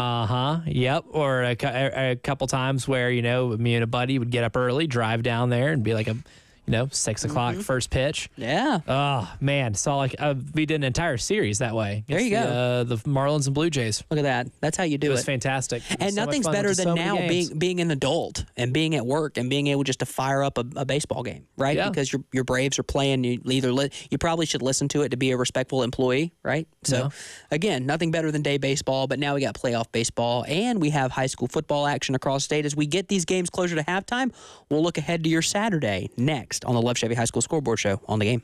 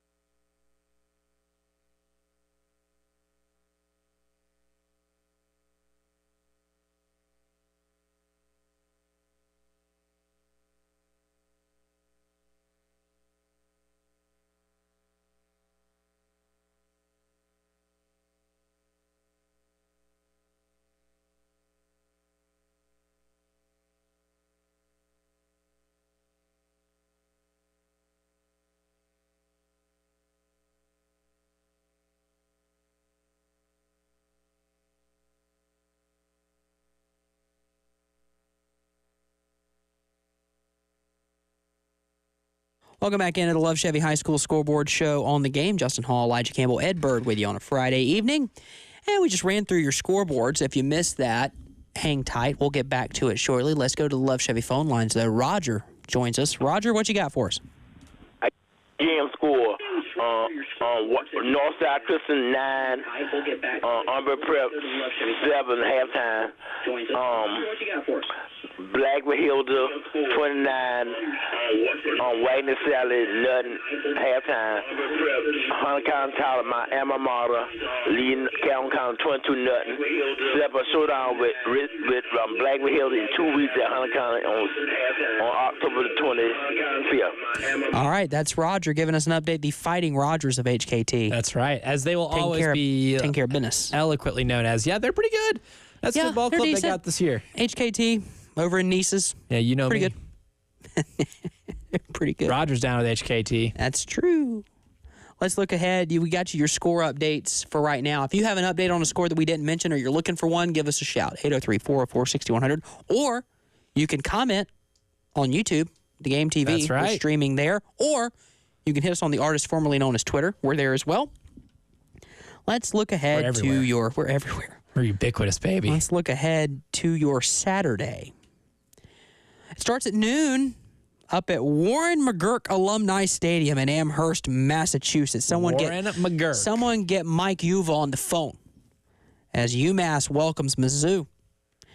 Missouri's still number 21, and here's my problem with the Associated Press. Just because you had someone ranked high early doesn't mean they have to stay ranked. I think they should still be ranked, though. No. Missouri? No. Maybe. They did something Alabama couldn't do this year. The argument, oh, barely. They beat Vanderbilt. I'm just saying that it's okay. If you're a voter, it's okay to admit that maybe I was wrong. You can rank them again later. No problem. You can rank them again later. You can always re-rank them, okay? I'm sorry. It will always be the shootout, the Red River shootout.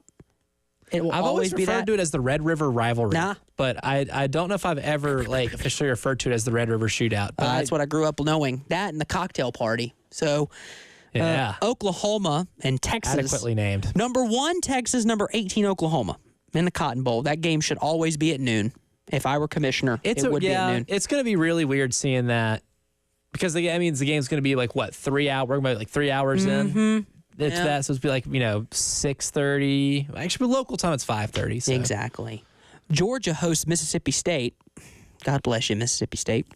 I mean, this is a get right game for Georgia. I mean, I know they beat Auburn, they pulled away, but they got to get some type of deep passing game going. Georgia prove they have a pulse. Guess who they play next? Tejas? Texas. Oof. Oh, great. In Austin. God bless you, college football. Tennessee hosts Florida. You Tennessee can get tickets as low as $150. Now, Tennessee's minus 15, overinflated number. Give me Florida to cover. Oh, yeah. If you know anything about that rivalry, Tennessee underperforms against Florida every single Be careful. year. Florida looked like a totally different team out of the bye. Every single year. And Tennessee did not play well at all. Careful for the against Gators. Arkansas. Florida. Not even a little bit. Florida, just saying, be careful. Be careful. Tread softly. LSU welcomes Ole Miss down to the Bayou at 7:30 at Red Stick. And the nightcap is at 7:45. Kentucky hosts America's team. Yeah. You believe in miracles? Clark Lee and the Vanderbilt Commodores are bringing the kill zone up to Kentucky. Jerry Kill should win Coach of the Year. Yeah. I'm sorry. What he's done with that program. That guy just wins everywhere he goes. Clark Lee said, I need to do something different. And Jerry Kill said, I got it for you. His name is Pavia. I'm serious. Everybody looked at that Vanderbilt game on everybody's schedule and went, chalk it up. That's a win. What, their Vegas over-under win total was 3.5? Have they already hit that? Are they at 3? Are they at 4? They are at 3? Are they pushing? 3 They're and 2. pushing? Okay. They're pushing. Oh, by the way, there is a game at noon. In case anyone's interested. South Carolina goes to Tuscaloosa for the first time since 2009, where I got introduced to what it's like to watch a person win the Heisman. Little Mark Ingram shout out there. Yeah. That also happened in like 2008, or 7 against Arkansas. But not really, because all 3 of those guys didn't win the Heisman. Alabama, 21.5 point favorite. Good gosh. Felix Jones and Darren McFadden. It's insane. That game's at noon. Coverage here starts at 7. Yeah. Shout out Terry Ford, Tyler Head. And then network at 9, and then the game fires away at noon. They're troopers, man. Yes, they are.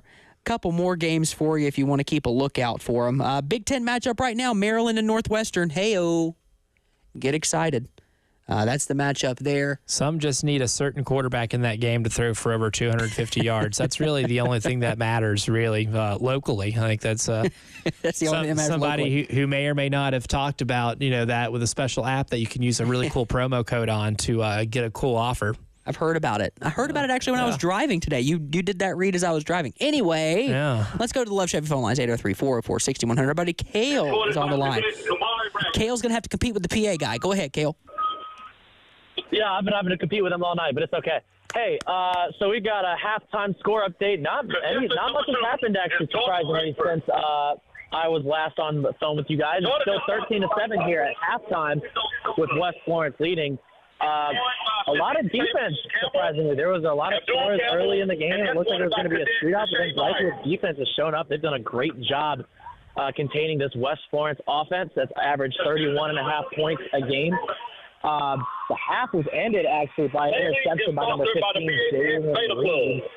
And it actually looked like it was going to be returned to possibly a pick 6 as he picked it off at around the 1 or 2 yard line of Blythewood and returned it all the way to the West Florence 35 before he was pushed out.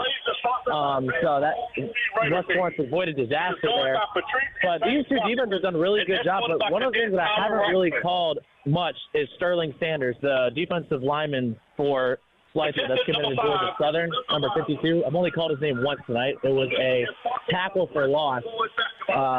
So the one play he's made, his presence is made, but they've been really running the ball away from him and trying to not let him have anything to do with any plays. That was a good recap, and really well done to try to shout over the PA guy who's doing a lively halftime presentation. I would assume it's something dealing with homecoming. Kale, we appreciate it, as always. Thank you, guys. I will call at the end of third. Sounds good. That is Kale getting us from Blythewood and West Florence. By the way, Kike Hernandez, solo blast. It's 1-0 He's a Dodgers. no-doubter. Yeah, an absolute no-doubt shot. Dutch Fork leads 14-0 at the half. Want to mention that. Also, we got offense from Lexington. Oh, from both teams. Yes, Lexington just hit a 50-yard touchdown pass. Woo! Okay. Well, we said earlier that Chapin, when they got that 23-6 lead, that maybe that's a big enough lead to sit on because Lexington has struggled enough to put points on the board, and the only points they had on the board in this game at the time was a special teams touchdown on a botched snap. They needed this in the absolute worst of ways. Right, and they did, and they got it though. So it's 23-13. It's not over. Not over till it's over. Berkeley, the Fighting Chris Deerings, Stags. The Stags lead Goose Creek 7-6 at the half. And Irmo leads River Bluff 21-7 at the half as well. Fairfield Central leads Chester 9-6. As a 26-yard field goal gets it to a 9-6 ball game. Little hook and ladder for the AC Flora Falcons. Oh, yes. Tiptoeing the sideline and maybe in. Couldn't tell. Video cuts off. That's okay. It was 23-0 at the end of the first quarter. AC Flora out in front. Woodland leads Andrews 13-0. Riverside, they're continuing. They're doing their thing. 19-6 over Eastside. A 46-yard touchdown pass. And then Eastside fumbled the ensuing kickoff. So Riverside up 19-6, and they get the ball back at the 25-yard line of Eastside. So they are moving the ball down the field and scoring almost at will, maybe. I think that could fall in that category. We'll see what happens now that Riverside has the ball there. 34-0 Newberry over Fox Creek. And that's a quick look at both the animal scoreboard. creeks trailing, Fox and Goose. That's true. Hammond leads Augusta Christian. It takes me a second to find out what the Twitter handle is. 24-3, Hammond up. Midland Valley down 21-14 at the goal line. Chance to tie it going into the half. They throw a pick. Gilbert leads 21-14 at the half. But that game has gotten tight. It was 21-7 earlier. Midland Valley, I mean, with a really good chance to erase a 2-score deficit before a half. I mean, that's one, too. We need to remember that. Take that play right there that you just mentioned, the interception in the end zone, and put that in the memory bank. And if this is a 1-score game by the end of it, we're going to have to revisit that play right there as a potential turning point. I think we might have to. We'll take a break, come back, and wrap up hour number 2 of the program right after this on The Game.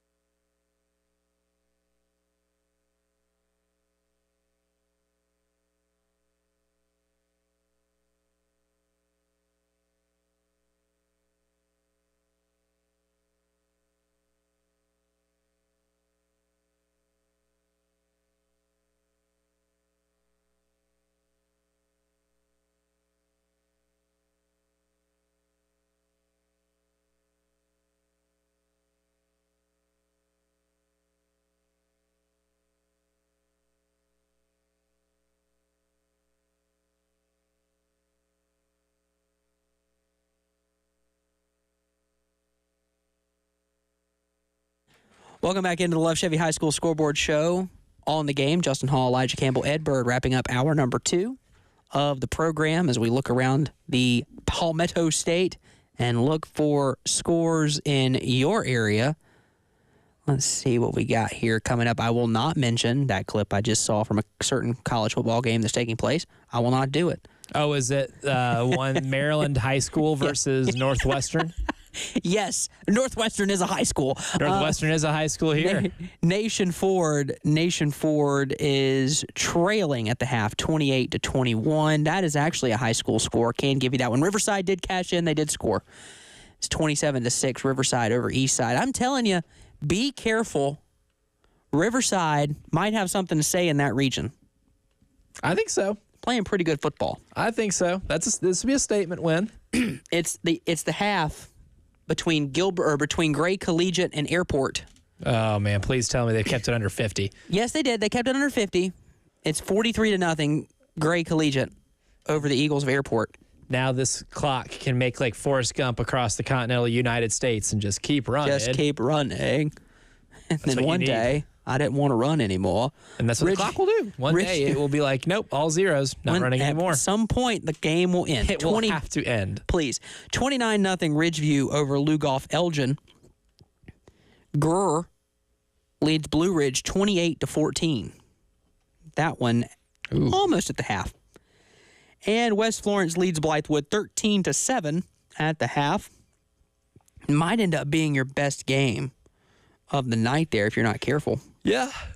I'm kind of expecting it to be 2 6-1 teams. Yeah. You got a shot there to make that a really good ball game down the stretch. 28 seconds left to go in the first half. Northwestern leads Fort Mill 50-0. Oh, poor Fort Mill. That game got out of hand quickly. Poor Fort Mill. Fairfield Central leads Chester. Fairfield Central 9-6 leaders over Chester. South Florence 29, Lakewood 6. We mentioned the Dodgers are up 1-0 over the Pods. The Friars had runners on first and second, and on a 3-1 count with one away in the inning, Tatis grounds out into that looked to be a 5-4-3 double play to end the inning. And that's the way it goes there. I will not mention that Northwestern now leads again by 2 scores. 21-7, Batesburg Leesville over 96, 21-7. That one at the half. Let's see. Ridgeview's up on Lugoff Elgin, 29-zip now. There you go. That's a little bit of a surprise. So at the beginning of the year, Ridgeview had played some really good competition, took some L's early. Lugoff Elgin looked to be one of the more improved teams in the state early on in the season, and now these two teams are going in complete opposite directions, it feels like. It's been a struggle here in the last little bit for LE. Just getting started between Dutch Fork and White Knoll. Dutch Fork a 2-touchdown lead. As they start the third quarter of play, I want to mention Ethan Offing is 12 of 17 for 142 yards. He also leads the team in rushing, 8 rushes for 64 yards. So he has over 200 yards of total offense. Landon Sharp on the night, 6 of 10 for 54 yards. He is also his team's leading rusher, 9 rushes for 29 yards. How often do you see that where both teams, their quarterback is also their leading rusher? In high school, it probably happens more often. Certainly, yeah. And sacks in are the mixed NFL, it's in. Lamar Jackson. Correct.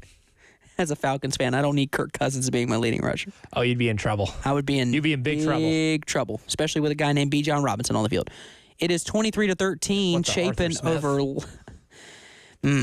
23-13. Thank you for mentioning that. 23-13, Chapin over Lexington. That one is at the half as well. Big touchdown for Lexington before the half to show a little bit of life offensively. Another game to watch here is this Batesburg-Leesville 96 game. 21-7 the score there, and then Midland Valley and Gilbert. Gilbert leading 21-14. That is a region matchup. But again, when we look at this region that Gilbert and Midland Valley are in, that region has the following teams in it: North Augusta, South Aiken, Midland Valley, Gilbert, Airport, Gray, Brooklyn, Casey. The 6 teams are going to make the playoffs. Like, none of those teams played for the last 2.5, 3 weeks. It just didn't happen because of the hurricane. So, knock off a lot of rust here. A lot of rust getting knocked off. Certainly doesn't seem to be a problem for Gray Collegiate, I'll tell you that. Yeah, it seems like they are rested. It seems as if they are good to go. Loris leads Waccamaw 26-7. That one is at the half. Loris is playing really well. Carolina Forest is up 48-7 over St. James. That one is at the half as well. I want to hit back really quickly, too, as much of these games are at the half and not going to change for a little while longer. We're looking at games for your Saturday tomorrow. Washington is at Iowa. Washington gets a big win over Michigan at home last week at Husky Stadium. And then they have to travel to Kinnick 2 time zones over to play Iowa. Iowa is favored in that one by 3. I like that. Will Rogers versus that Iowa defense. How many picks are thrown? A lot. Rutgers, America's team. Hey, Associated Press, you can rank them. It would be appropriate.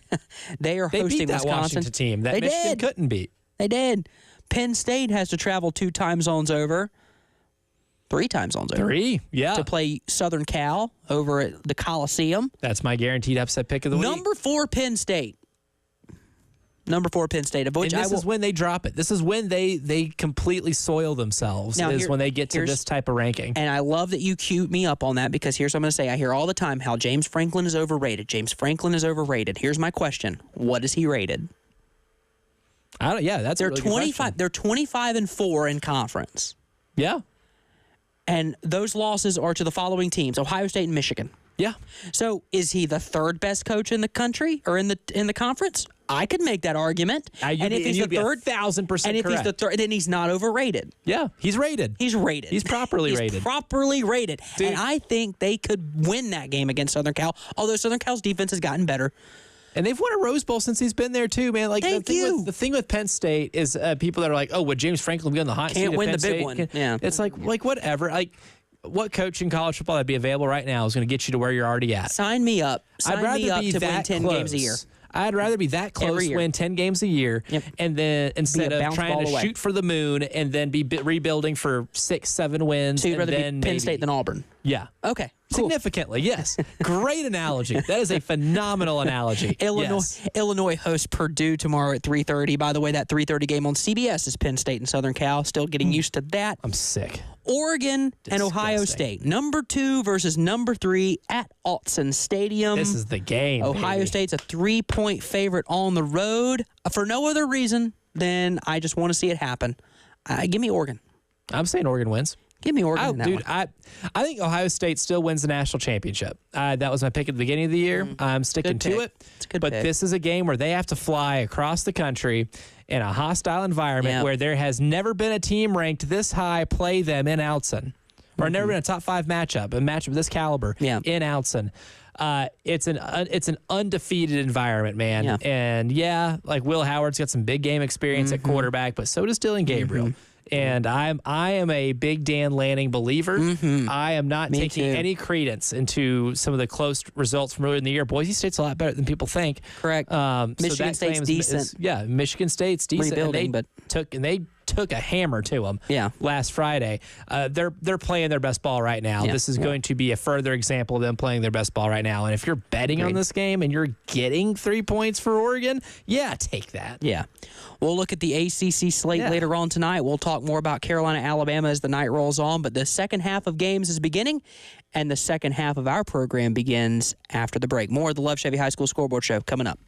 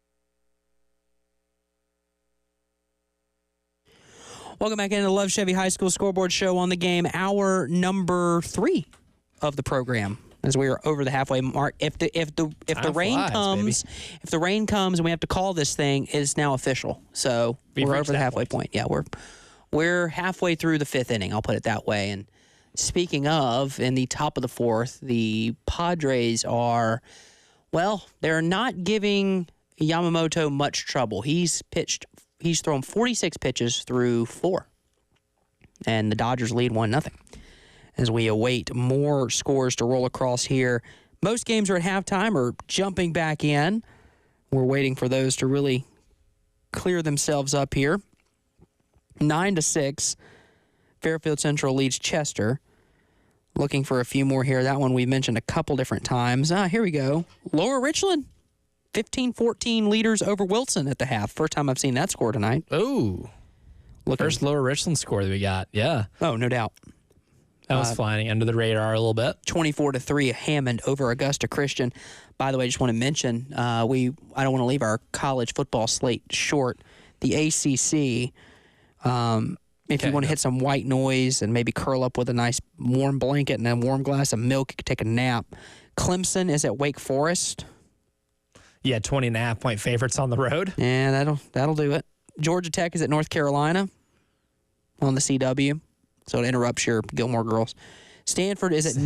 The Gilmore Girls marathon has to be broken up by something, right? It can't be continuously running all day. Yeah, well, tell that to the folks at the CW. Stanford is at Notre Dame. That's the first of a doubleheader on NBC because then Ohio State and Oregon follows. Yes. Cal is at Pitt. As it should be. Cal at Pitt, maybe the best game of the day. That'll be a really good game. Dude, Pitt can be 6-0 for the first time since like the 70s. That's wild. And Eli Holstein is the first 5-0 start as a quarterback at Pitt since somebody named Dan Marino. I've heard of him. He's pretty good. Louisville is actor. Was in Ace Ventura. It's true. He was also in a Hootie and the Blowfish music video. What was I mentioning here? Not Stanford. Louisville is at Virginia. Louisville, fresh off that loss to SMU. ACC frontrunner SMU, by the way. Virginia's 4-1. Paging Tony Elliott. Yeah. Virginia's 4-1. They've had to overcome so much in the last 3 years. Correct. So much. And I think we all know what we're talking about here. And then Syracuse is at NC State. That one is at 8 o'clock on the ACC network. Snooze fest. No one's going to be watching that game. No. No one's going to be watching. The NC State fans aren't even watching that game. I think if you're watching that game, you'll be on a watch list. And Syracuse fans are already looking at Midnight Madness at this point, so it doesn't matter. No more 2-3 zone, though. No. Jim Boeheim not walking through that door. Thank the Lord. Every person who covers that team is like, thank you so much. Thank God. Get this guy out of here. Thank you so much. We appreciate it. Gaffney, how about this? Gaffney and Burns. There's 4.5 to go in the third quarter. It's still 3-0. Ooh. We got a rock fight, baby. This is a good old-fashioned rock fight. That is an absolute rock fight right now between Gaffney and Burns. And before we go any further, as these games continue to update, let's head to the Love Chevy phone lines, 803-404-6100, our weekly visit from Gamecock Larry. What you got for us, Gamecock Larry? Well, I dozed off a while ago. And when I woke up real quick, and something popped in my head. 41. Well, that must mean it's going to be a high-scoring game. But I don't think it's going to be 41. But I'm going to tell you, Alabama 38. Gamecocks, I don't know how they're going to do it, but they're going to get 39 or 40. And they might get 41, so I'll say 41-38. Gamecock. Yes, sir, buddy. Old Gamecock Larry got out of that hospice, and I'm feeling good. I've been felt the best I felt in the last 2 days, and I felt in the last 4 months. Hallelujah. Everybody, I love all y'all, and keep on going. And, oh, yeah, I want to invite all you guys and all my friends out there on high school call-in show. They're going to throw a Bobby. No. They're going to throw a fish fry for Gamecock Larry on the 26th of October, which is an open date for the Gamecocks, and I want to invite all the owners and the sponsors of Gamecock Larry's drag racing and motocross team, Clark's Car, and they're throwing a fish fry and they want to have it at my house. Everybody's invited. If they run out of fish, we'll start something else. But everybody, come on, if you have time, come out. But I love all y'all. 41-38 Gamecocks. Go Gamecocks. Slow the tide. Got you covered. 41-38. Go Gamecocks. Love all y'all. Thank you. That's a classic. That's another one. That classic is. Call That's from good. Gamecock I guess Larry. we got plans for October 26th. I was planning. I guess we have plans. I was planning on the little bye-week activity with my family, maybe going down to Charleston for the day. But oh, I love Charleston. I thought he was going to go somewhere different with maybe like if we run out of fish, the fish and loaves thing. But I guess he didn't want to go that route, so we'll just put something else in the fryer. It's been a long time since someone's pulled that one off. That is some deep historical precedent. Been a while since that one got accomplished. Looking at scores from around the state now. Hartsville leads Crestwood 27-0 in the third quarter. That's a shocker. The way Crestwood's played this year, I didn't think Hartsville would take the hammer to him like that. Dutch Fork 20, White Knoll nothing. Ethan Offing now over 200 yards through the air. A 45-yard touchdown pass from Ethan Offing to Maurice Anderson. Maurice Anderson, your running back, is now your leading receiver because this game is wild. Dutch Fork has almost 300 yards of offense right now. On that White Knoll defense, man, that's...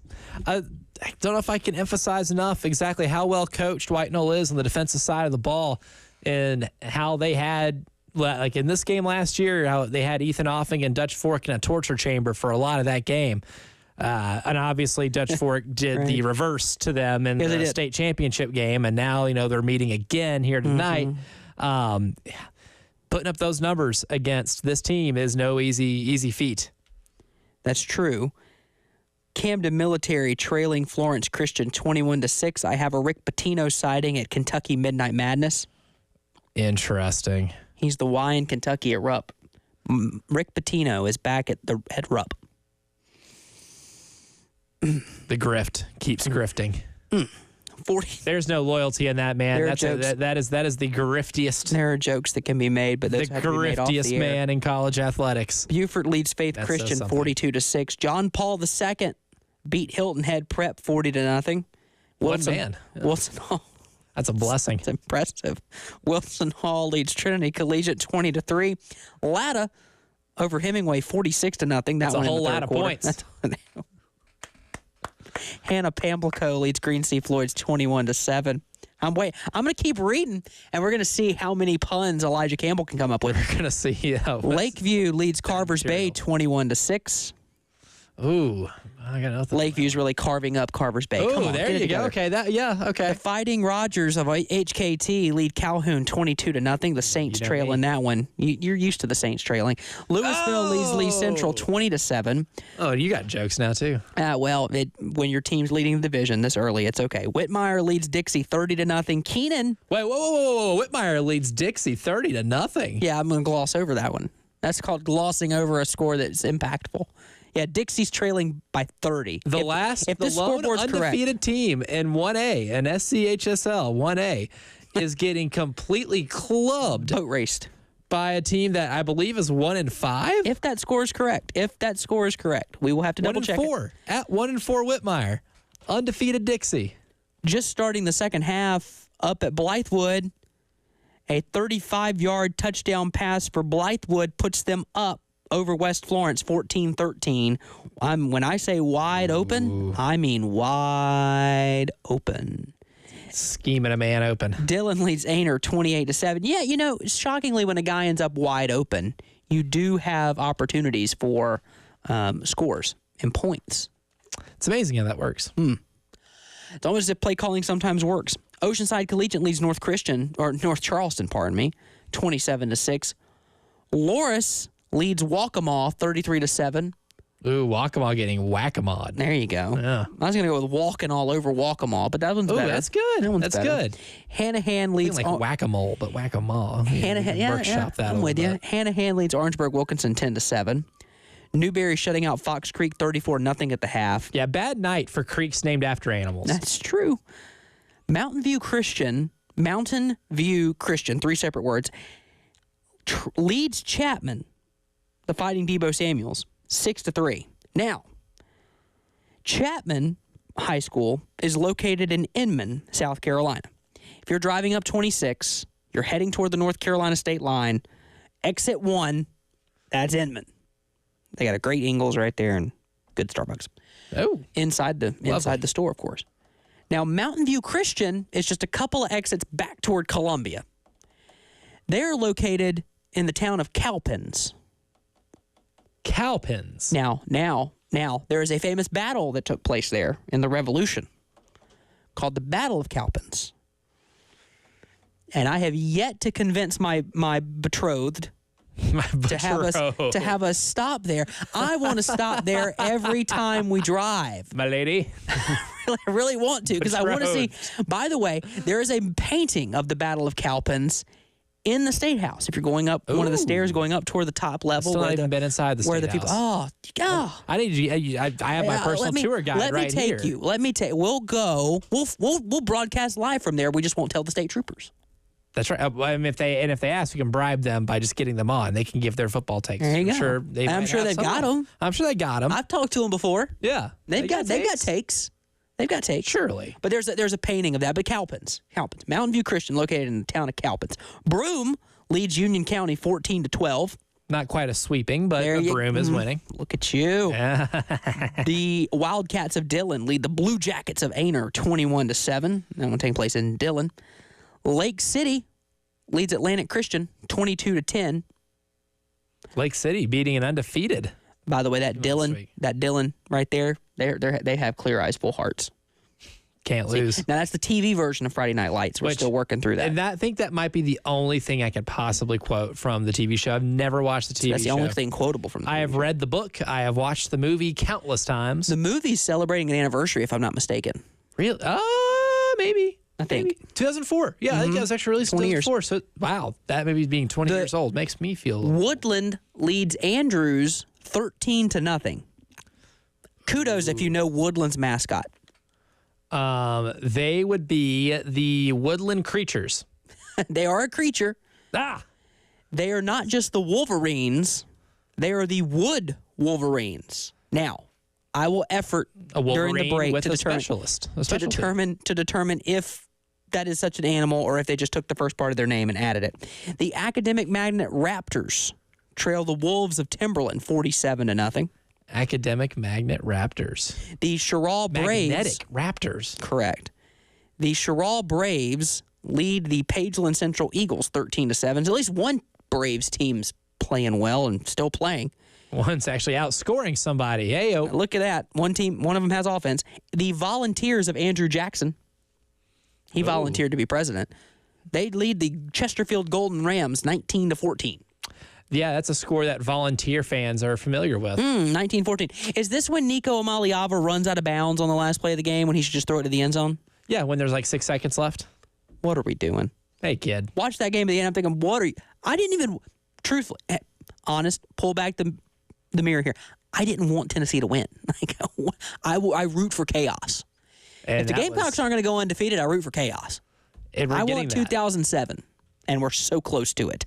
Never in my life have I ever longed to be in the 7th grade again. Oh, until now, because that was the greatest football season There needs ever. to be an ESPN 30 for 30 on 2007. There absolutely really does. The Powdersville Patriots from Powdersville, town of. The Patriots. Lead the Christchurch Episcopal Cavaliers 14-12. That's a mouthful. Clennon, game. the Red Devils of Clennon, that's pronounced Clennon, not Clinton. Clinton. Trust me, got corrected on air on that one, year one. 29-7 leaders over the Eagles of Chesney. The Landrum Cardinals. The Kennies of Chesney. The Landrum Cardinals lead the Blacksburg Wildcats 21-0. One more score here for you before we hit a break. Catawba Ridge, the Ridge Copperheads. There it is, Ridge Copperheads. Ridge Copperheads. Yeah. Oh, that's kind of hard. They lead the Indian Land Warriors 14-0, and we'll continue looking at the scoreboard a little bit later on. Mr. Campbell wants to tell us a little bit about this new age of internet.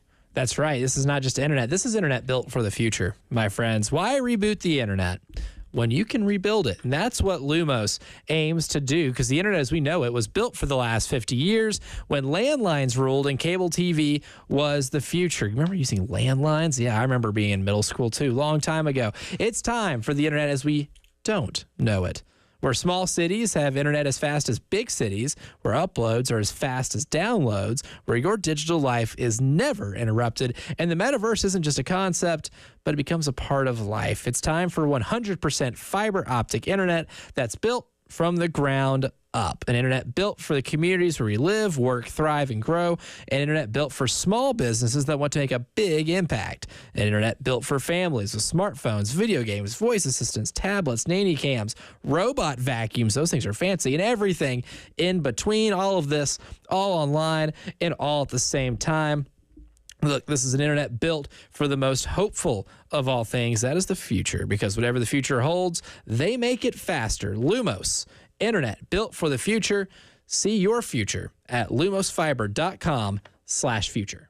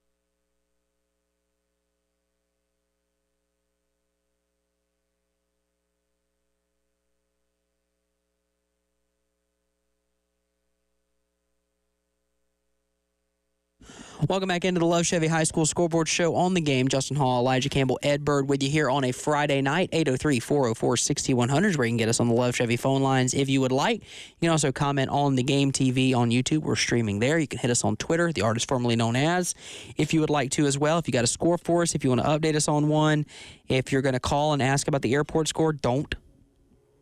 Just kidding. You can. It's Great Collegiate a lot, airport not a lot. There you go. That's all you need to know. There you go. One number and then a smaller number. Just all you need to know. Ed Bird, can I get that cool music again for as we continue on the scoreboard? I just feel like as we go through these names, as this is more so names and scores, but I think I did it once. This is the first time I've really had the scoreboard for this season. Yeah. Thank you.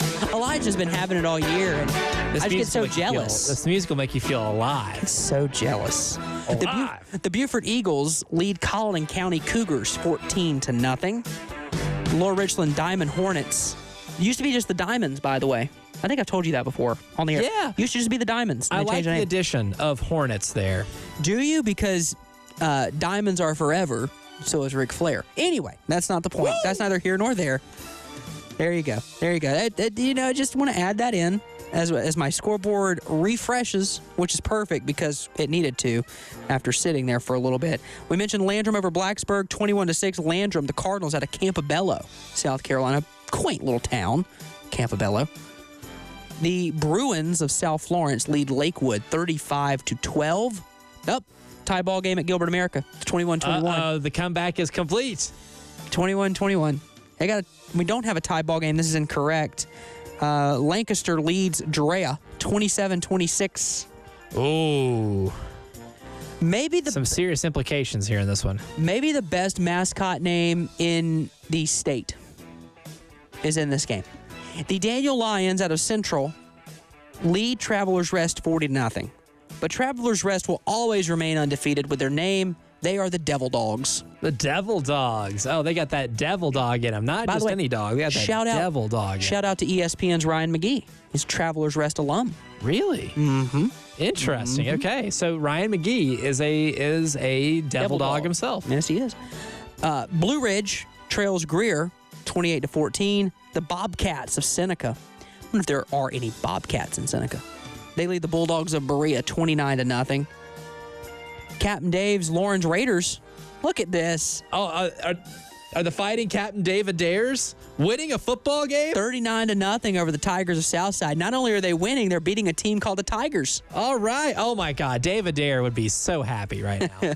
we might have to call him, get him on the show. Say, Dave, your alma mater is not only just winning a game, but they're beating a team called the Tigers. I'm sure Captain Dave will gladly answer the phone at 9 o'clock on a Friday night. He's got nothing else going on. He's probably just sitting there listening to Larkin Poe.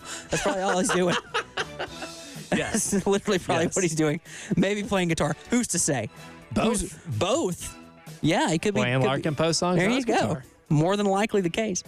That's your look at your scoreboard. Wilson Hall leads Trinity Collegiate 27-0. And Yoshinobu Yamamoto nailed it.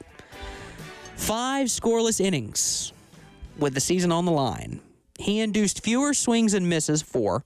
Then he allowed batted balls of 100 miles plus, 6. Wow. The Padres have gone 20 consecutive innings without a run. Ugh. And it is the 6th inning, and it's 1-0 Dodgers, thanks to Kike Hernandez, the former Red Sox. Yeah. Former Cub? No. Just Dodger. No, just Dodger and Red Sox. Just Dodger and Red Sox, yep. Mookie Betts, same thing.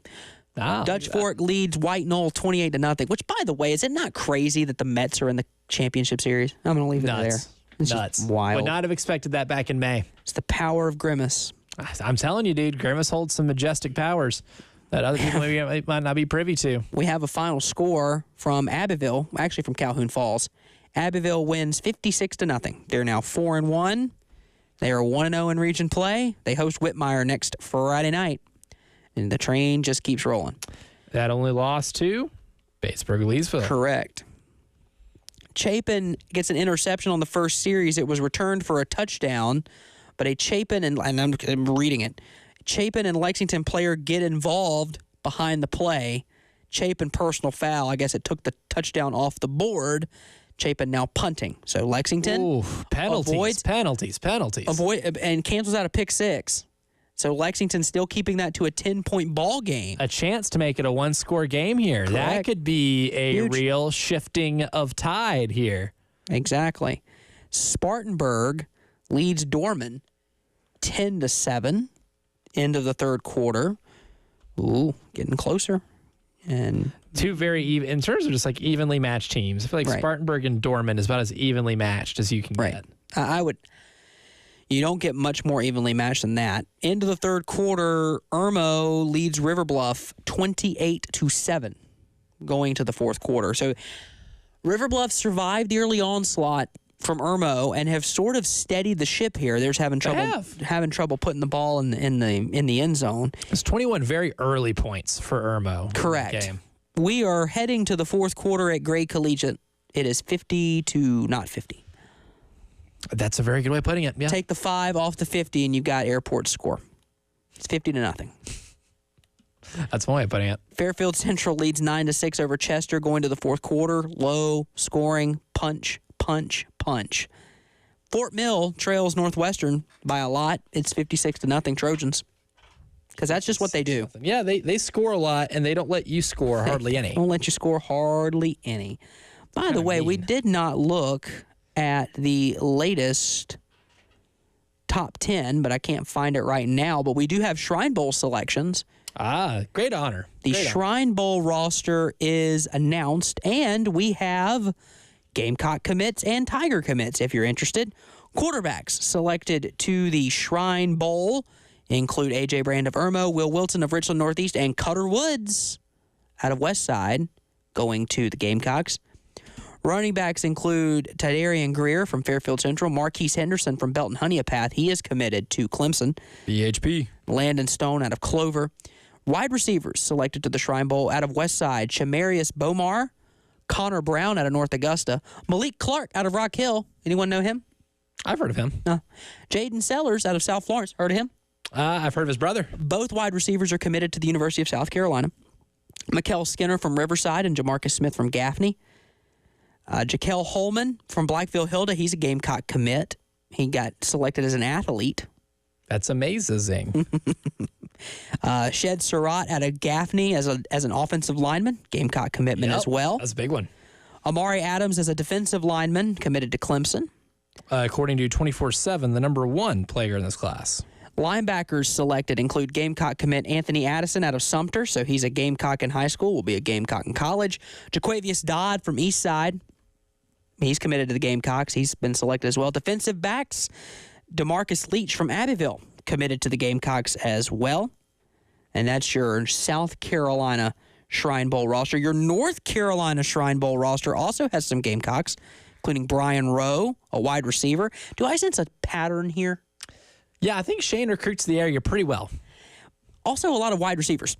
A lot. The Carolinas just, because all this is cyclical, right? Like, there's really no, no correlation unless you're like that one random town. And is it Ohio or Pennsylvania where like Dan Marino and I think it's Pennsylvania. Joe Montana are from or whatever. And Montana. They, like, produce, Joe Montana. Yeah. Love Criminal Minds. But all the wide receivers. I feel like this is the year of the wide receiver in the state of South Carolina. And then Donovan Murphy classifying potentially a South Carolina commit. Potentially. I think they're in on him. I know On3 has their prediction that he goes to South Carolina. Right. Would be huge. He did recently get offered by Clemson too, so. He did. Got to make that decision soon though, right? Coming up. Dutch Fork has scored. Now they have blown that door wide open. 34-0. A 48-yard touchdown run for Maurice Anderson. And now you're closing in on 400 yards of offense quickly. Dutch Fork is now doing what Dutch Fork normally does, and White Knoll kept it respectable and it, for a good half. So we're heading to that collision course game on the final night of the season, aren't we? That is that is the game. Yes, I think that is the game for the entire state. Is Irmo Dutch Fork? Yeah, that game's going to be fun. Is that the word I want to use for that game? Yes. Fun? Fun might be the mild way of putting it. I'm looking forward to that game. For many reasons. Yes. I'm looking forward to that game. I do want to mention this. State title field. Wow. The 21st bid for Shohei Ohtani's 50th home run ball has come in. Bidding has now topped $2 million for a baseball. Knew it. Yep. I knew that one would do absolute numbers. I think it was Jay asked me, he's like, do you think it gets over like $2 million? I'm like, yeah. It does. It's going to shatter records. That artifact will. It will. Let's see here. Woodland. Wow. Time of possession for the third quarter. How about this? Woodland's leading Andrews. Woodland held the ball for 9 minutes and 58 seconds in the third quarter, compared to Andrews' 2:02. Offensive plays in the third quarter. Andrews ran 4. Woodland ran 14. You held the ball for that long and ran 14 plays. We'll snap it with 1 second on the play clock. Milking Thank that you, play clock, sir. baby. I was like, those numbers don't add up to me. But that if you're taking it down to the final second before snapping, then those numbers will look like that. By the way, right before we head to break, Yoshinobu Yamamoto's night is done officially. I'm looking at it on the screen. He went 5 innings, 2 hits, no runs, 1 walk, 2 strikeouts. He threw 63 pitches. 39 of those were strikes. And the Dodgers need 12 outs from their bullpen to go to the championship series, where they will have home field advantage against the New York Metropolitans. By the way, we live in a world where the Detroit Tigers could be in the ALCS. A Tigers-Yankees ALCS would be an incredible underdog story. An under-kitty story. Just want to put that in the atmosphere. Good gracious. All right, more of the Love Chevy High School Scoreboard Show coming up on the game.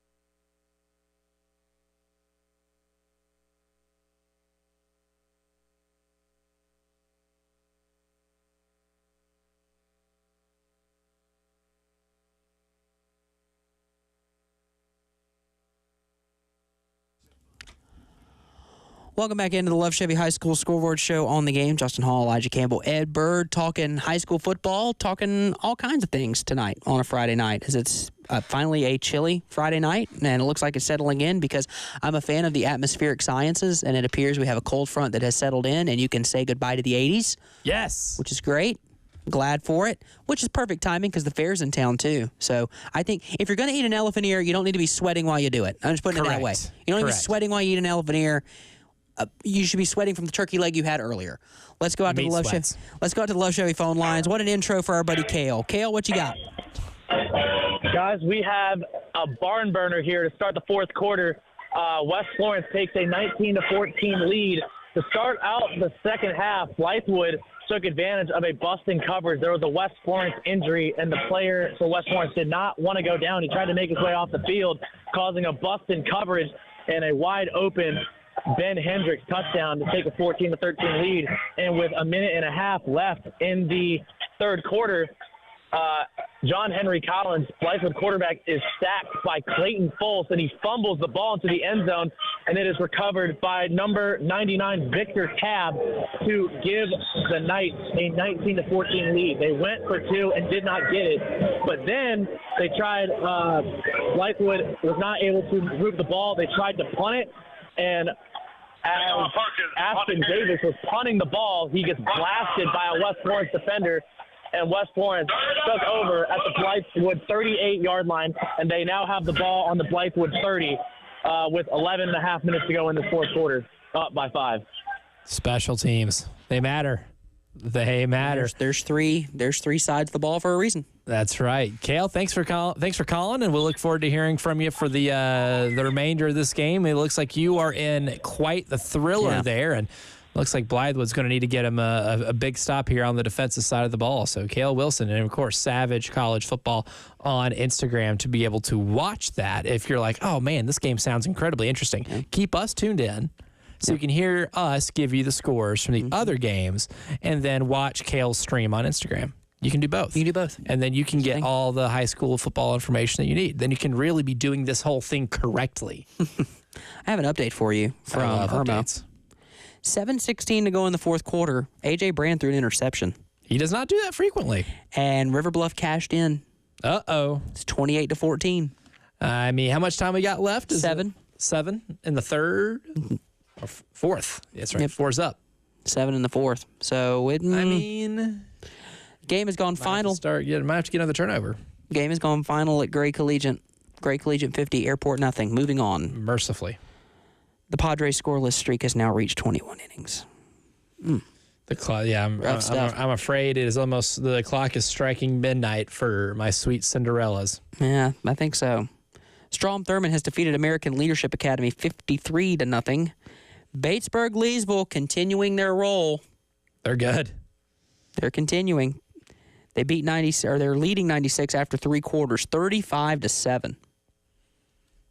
How good is Batesburg-Leesville? I mean, we're at that point now where we need to be entertaining that notion, don't we? I would say contention for the state title. We're already at that point. Which words they haven't got to hear there in a hot minute. That's true. Amandre Wooden could be the individual player that becomes the hero. Could be. White Knoll and Dutch Fork has turned into a bit of a Sarah McLaughlin special. It is 35-0. Dutch Fork. It's not a splattering. We're not at that yet. But Maurice Anderson has 3 touchdowns tonight. 2 on the ground and 1 in the air. He's a gamer, man. He's a gamer. Your quarterback's thrown over 200. Your leading rusher is your running back now. It was with 81 yards. Ethan Offing has 55. And your leading rusher is also your leading receiver with a touchdown catch in there as well. And the defense smothering. You've held your opposition to 0 points and only 203 yards of offense. Both teams have 12 first downs. Worth noting. If you're White Knoll, man, you're going to see that and say, look, we moved the ball really well against a team that doesn't give up points.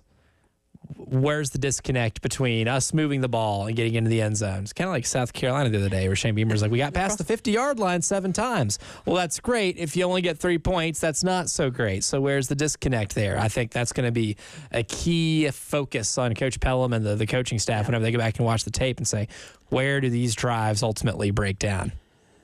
I got an update from Mark here. Mark's calling us every week, giving us a Chapin update. He gives me an update on Chapin throughout the night on the artist formerly known as Twitter.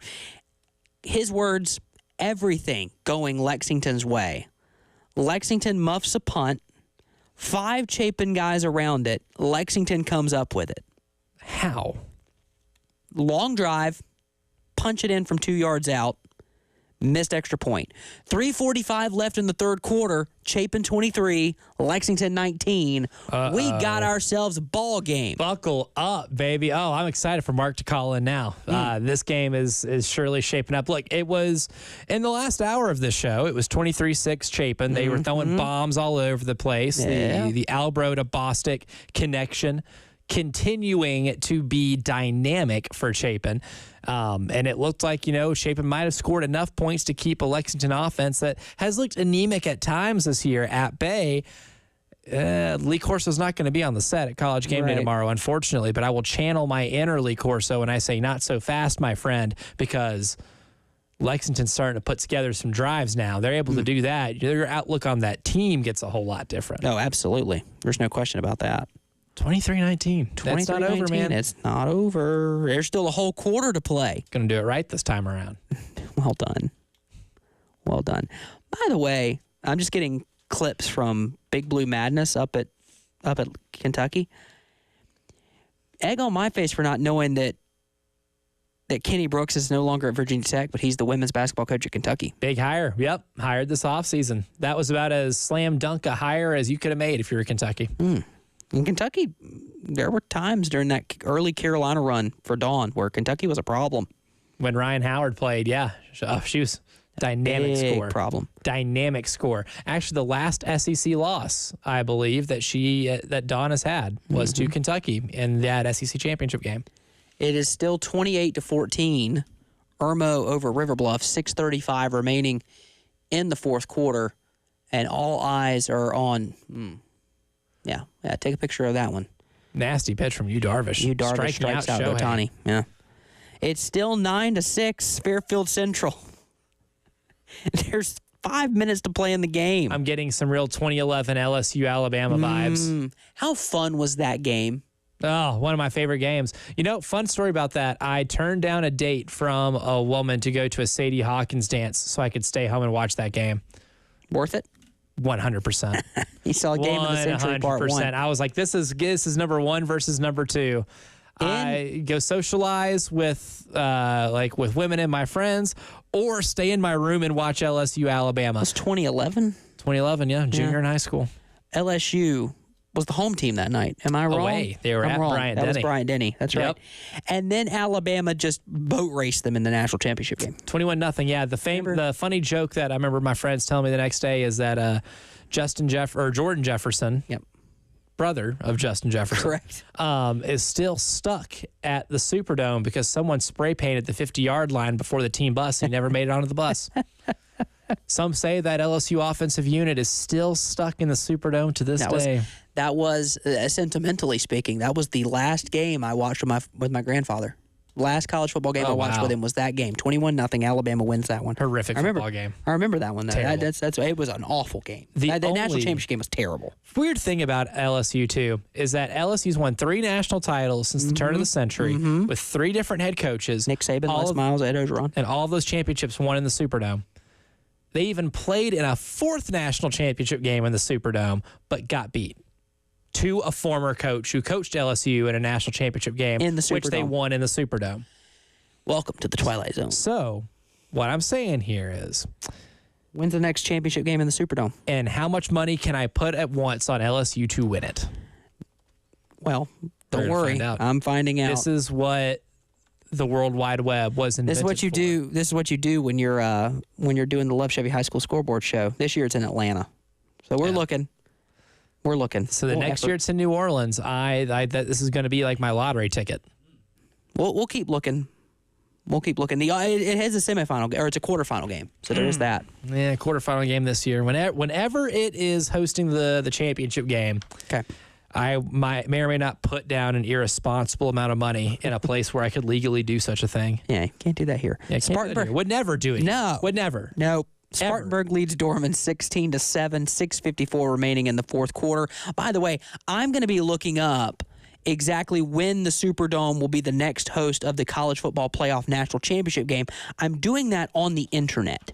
And the internet today, in the year of our Lord 2024, is quite different than the internet or phone service in, say, 2004. back when there was a landline and I couldn't walk very far away if I was on the phone for whatever reason when I was 10, which was highly looked down upon in my home.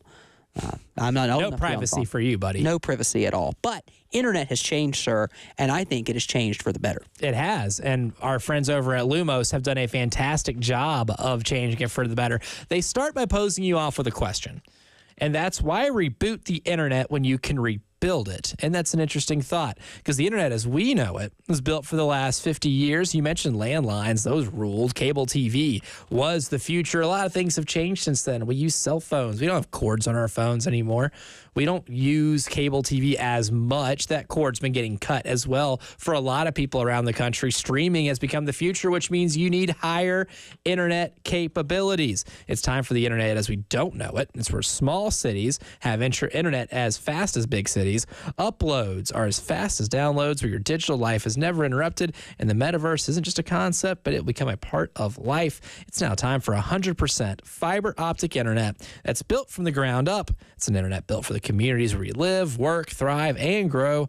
Internet that's built for small businesses that want to make a big impact. It's internet built for families with these things that we mentioned: the smartphones, the video games, voice assistants, tablets, nanny cams, robot vacuums, everything in our lives that we have in our homes that we need internet connections for, all online, all at the same time. This internet is built for that most hopeful of all things.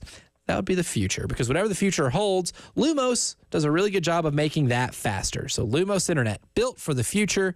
To learn more and to see your future at lumosfiber.com/future.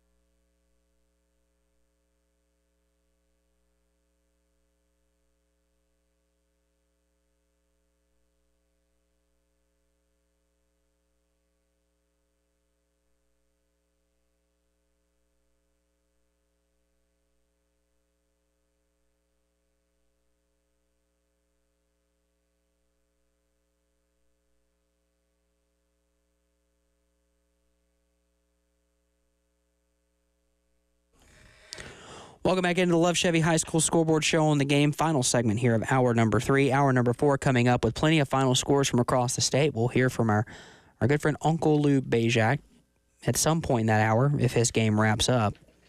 Northwestern leads Fort Mill. Mr. Campbell, 65-6. Oh, now it's getting inhumane. That's a splattering.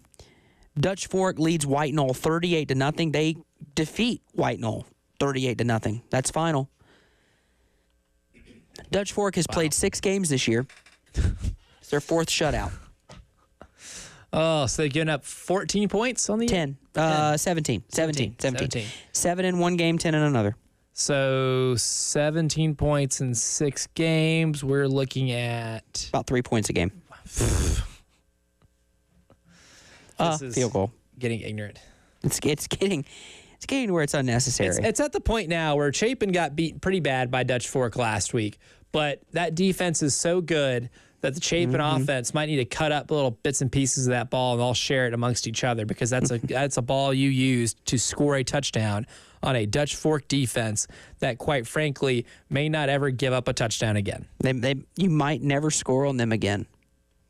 I'm not saying it's likely, but it's possible. And only being slightly hyperbolic here, but also at the same time, like, unless I see proof that someone's going to score on them. Right. I'm like little JP and Angels in the outfield. It could happen. We'll see. It's not likely. It's not likely, but it could happen. Looking at some scores from across the state here as my scoreboard refreshes. A reminder, Thursday, Ben Lippen beat Heathwood Hall 10-6. Saluda beat Pillion 53. They wished it was 23. 53-0. Saluda, undefeated club still. No visit from Ed Bird tonight. No. Westwood has pulled from Spring Valley. It's 20-0, fourth quarter. All these are fourth quarter unless otherwise stated. Ridgeview leads Lugoff Elgin 42-0. Fairfield Central over Chester 9-6. Irmo still up on River Bluff 28-14. Wilson leads Lower Richland 20-15. Gilbert Midland Valley tied at 28. Got a good one down there at Gilbert America. Yes. Lancaster leads Drea 35-33. Got a good one there. AC Flora over Richland Northeast 23-0 in the third. Newberry over Fox Creek 47-0 in the third. Keenan, the Raiders, 12-7 over Silver Bluff in the third. 13-7, that's an incorrect score between West Florence and Blythewood. We press on. 26-19, Chapin over Lexington. That one is in the third quarter as well. And then a lot of games that are not updating, a few that are. Airport falls to Gray Collegiate 50-0. White Knoll falls to Dutch Fork 38-0. And King Academy falls to Richard Wynn Academy 48-28. Richard Wynn Academy keeping the win in Richard Wynn. They have yet to lose still. I got an update here from Gaffney. Let me make sure I get this right. Is Gaffney going to overtime? No way. It was 3-0. That was an absolute rock fight for most of the night. It was 6-0 with 9 minutes left to go in the ball game. Burns scores a touchdown, but the point after is blocked. 6-6, and then the Gaffney Indians line up for a game-winning field goal with 2 seconds left, and that game-winning field goal attempt is blocked. What the Terrence Cody is going on here? And we're going to overtime. Whoa, overtime. Okay. But here's game a note, of the night. Here's game a of note the night. from Gaffney_history on Twitter. This is good. The Indians of Gaffney have won their last 6 overtime contests. 2024 Boiling Springs, 2024 J.L. Mance. This is their third one this year. 2022 Spartanburg, 2021 Northwestern, Nation Ford in 2020, and Northwestern in 2016. The last time Gaffney lost in overtime was 2008 in the playoffs at Sumter. And Burns has them in overtime tonight. Gaffney all-time, oh my goodness, 15-18 in overtime games. Does Gaffney get the visit from Ed Bird tonight to be forcefully removed from the undefeated club? We will find out shortly. Let's go to the Love Chevy phone lines. Roger joins us again. Roger, what you got? I got six game score. First of all, I got Blackwood Hill to beat Wagner Center 50-6.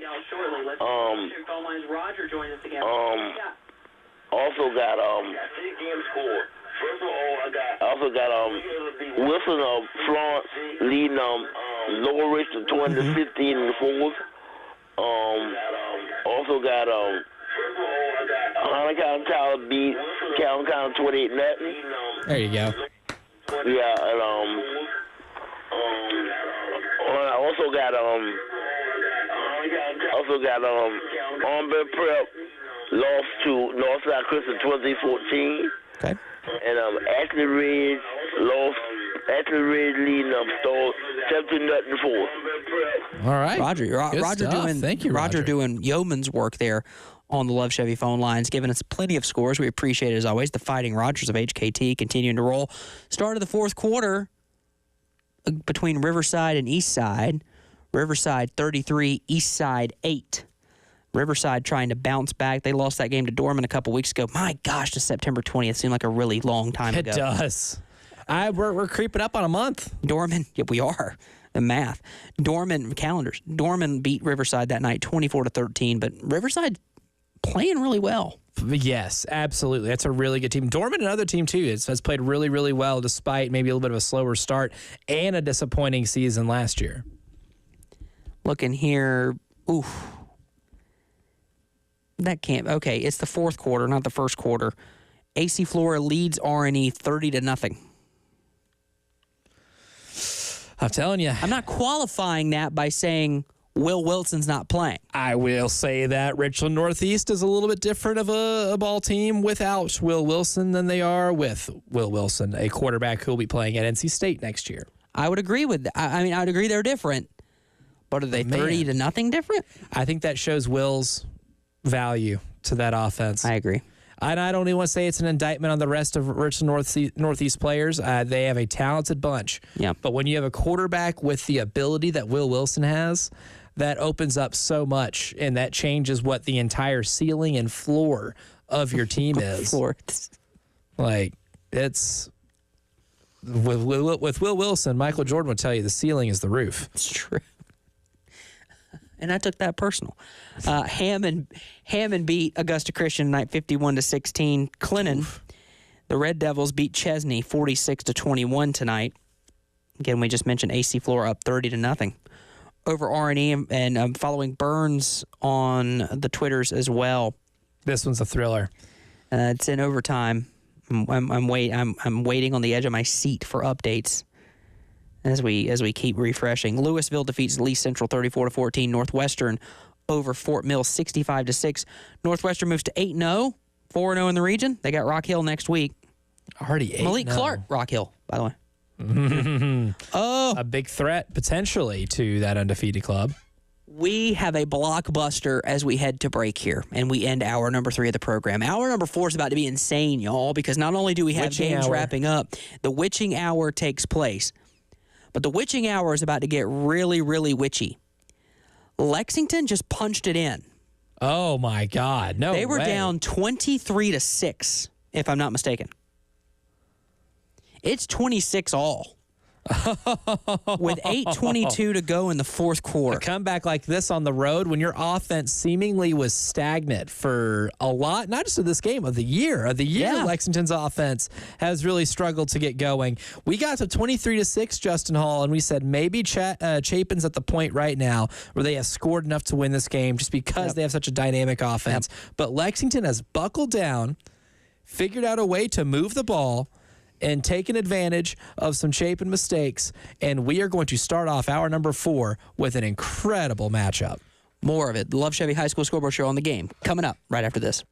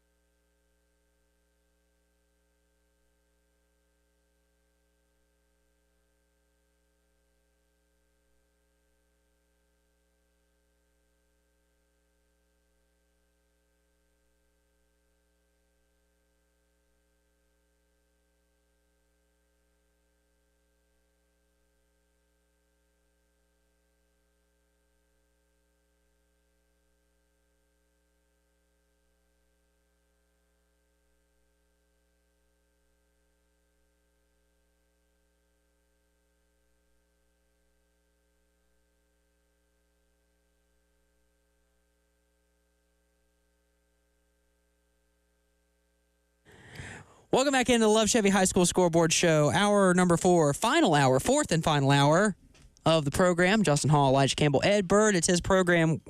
I did, by the way, topic of conversation at 1:30 today. You can get a preview of this show at 1:30 on Fridays. You should always listen to the halftime show. Yes. You should always listen to it.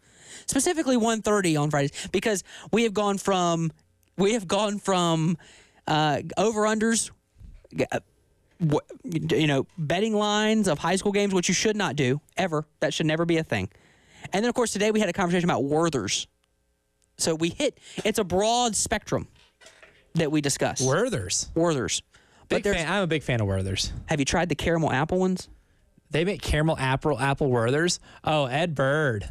Ed Bird is the Werthers king. That's man right. Comes in this building always strapped with some Werthers.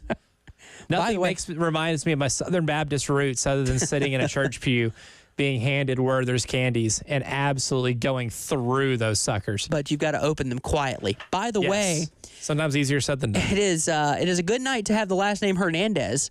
Kike Hernandez hits a solo shot in the 2nd inning, and then Teoscar Hernandez hits one in the 7th. It is 2-0 Dodgers, and you might. I can hear somebody warming up their vocal cords. This one might be done. Darvish knew it immediately. It's 2-0 Dodgers. And on the smaller screen, got Chapin and Lexington. 6.5 minutes left. 6.5 minutes to go. Tie ball game. There was an illegal shift that took back a big gain for Chapin. So they're going to be around midfield here, 1st and 15. We're keeping an eye. We're watching carefully. We'll keep you updated. Oh, Gaffney hits a field goal. It's 9-6 in overtime. I think Burns. This is shaping up to be an all-time rock fight. Oh, they might have just won the game. To remain undefeated? Yeah, they might have just won the game, actually. Walk-off field goal. Wow. I'm checking here. No, incorrect. That was 13 minutes ago. Okay. It's hard to follow Twitter when you're looking for scores, but no, that was earlier. So I believe Burns should be getting the ball here. With a chance to either send it to double overtime or win. Correct. Or lose. R&E is on the board. Isaiah Smalls, a 30-yard touchdown reception from Camarion Willingham. AC Flora 30, R&E 7. Late in that ball game. R&E is on the board. Hey, that's big for R&E, though. I mean, salvage a little bit of offensive rhythm. Look, you're still, like you mentioned, potentially without Will Wilson for another week or so. Mm-hmm. For the foreseeable future, you are without your starting quarterback. Correct. Whatever you can find. Ground wins. And we talked about this like with South Carolina football throughout the week, man. You find your easy buttons. Find the things that your offense is really good at and be able to establish a little bit of an identity. You're going to have to get used to life without Will Wilson right now. Mm-hmm. Establish yourself a little bit of an identity, even if it means getting a garbage time touchdown in the waning minutes of a 30-0, loss to AC Flora. Find something that is going to that you can at least build your offense on and build an identity from. Well, I can tell you what the identity of Dutch Fork is. It's winning. And winning Let's big. welcome in Timo on the Love Chevy phone lines. Timo, I had the stats pulled up from this game for much of the game, and early on, I thought White Knoll was playing pretty well against that Dutch Fork offense. At what point did it begin to click for the Silver Foxes, and we look up and boom, it's 38-0, and they're walking off with another shutout win? Well, I think that's a little misleading because, to be honest with you, Dutch Fork had 2 touchdowns called back with penalties. So the game probably shouldn't have been that close in the first half. But yeah, going in 14-0, going in at halftime. But after that, Dutch Fork just was able to crank it up. And again, it's just led by the defense holding White Knoll to 210 yards. And to be honest with you, they really were never in a position to really score, put 6 on the board. The only scoring chance they had was a field goal, which they missed in the second quarter, I believe it was. But once they got things rolling and kind of calmed down from their 11 penalties for 95 yards, Dutch Fork had, after that, it was pretty smooth sailing. Maurice Anderson it's a little misleading with if you look at his stats. He did have 13 carries for 85 yards and 2 touchdowns, but he also had 5 receptions for 68 yards and a touchdown. So he ended up with 3 total touchdowns from scrimmage today. Ethan Alvin was very efficient at 15 for 20 for 202 yards and that touchdown to Maurice Anderson. So, it was a game that, again, like you said earlier, it looked like, wow, it's actually a little closer than I thought it would be. It probably should not have been that close early on, but once they've corrected their mistakes with the penalties, they were just able to play Dutch Fork football. Looking ahead, because that's a good point. And again, these are two teams that this is the largest margin of victory between these two teams in the last 3. Mm-hmm. Obviously, last regular season and, of course, the state championship game. Next, I'm just looking ahead. You got 3 games left after tonight, and I don't know how Dutch Fork is building this in. Are you guys taking the 25th off, and it looks like that Irmo game is getting pushed back to the 8th just to avoid too many buys in there? To be honest with you, I'm not really sure with some of that. I had to verify the situation, what's going on there. This has been kind of an odd season this year for Dutch Fork. Still, only having 4 home games is just a travesty within itself. Yep. And then when you throw in some of the weather issues that have had, which luckily Dutch Fork didn't affect Dutch Fork because they were off the week that the Hurricane Helene came through. So they didn't have to scrounge around with their games or anything with that. But anything is possible when it comes to South Carolina high school football. Amen. Next week, Dutch Fork heads on the road to take on Lexington. That's the first of 2 straight road games between Lexington and River Bluff, and then you got Irmo at home to wrap it up. I'm looking, Timo, at this ball game right now. Lexington and Chapin tied at 26 with 5 minutes to go. Lexington trailed in that ball game by double digits at one point. Right. Irmo got the 35-14 win over River Bluffs. It appears to me, Timo, this season setting up to an Irmo Dutch Fork winner-take-all for the region. As we thought it would, it appears we're sailing that way. And so we're looking forward to hearing from you over the next couple of weeks. And, of course, that big-time matchup against Irmo. That'll be a lot of fun.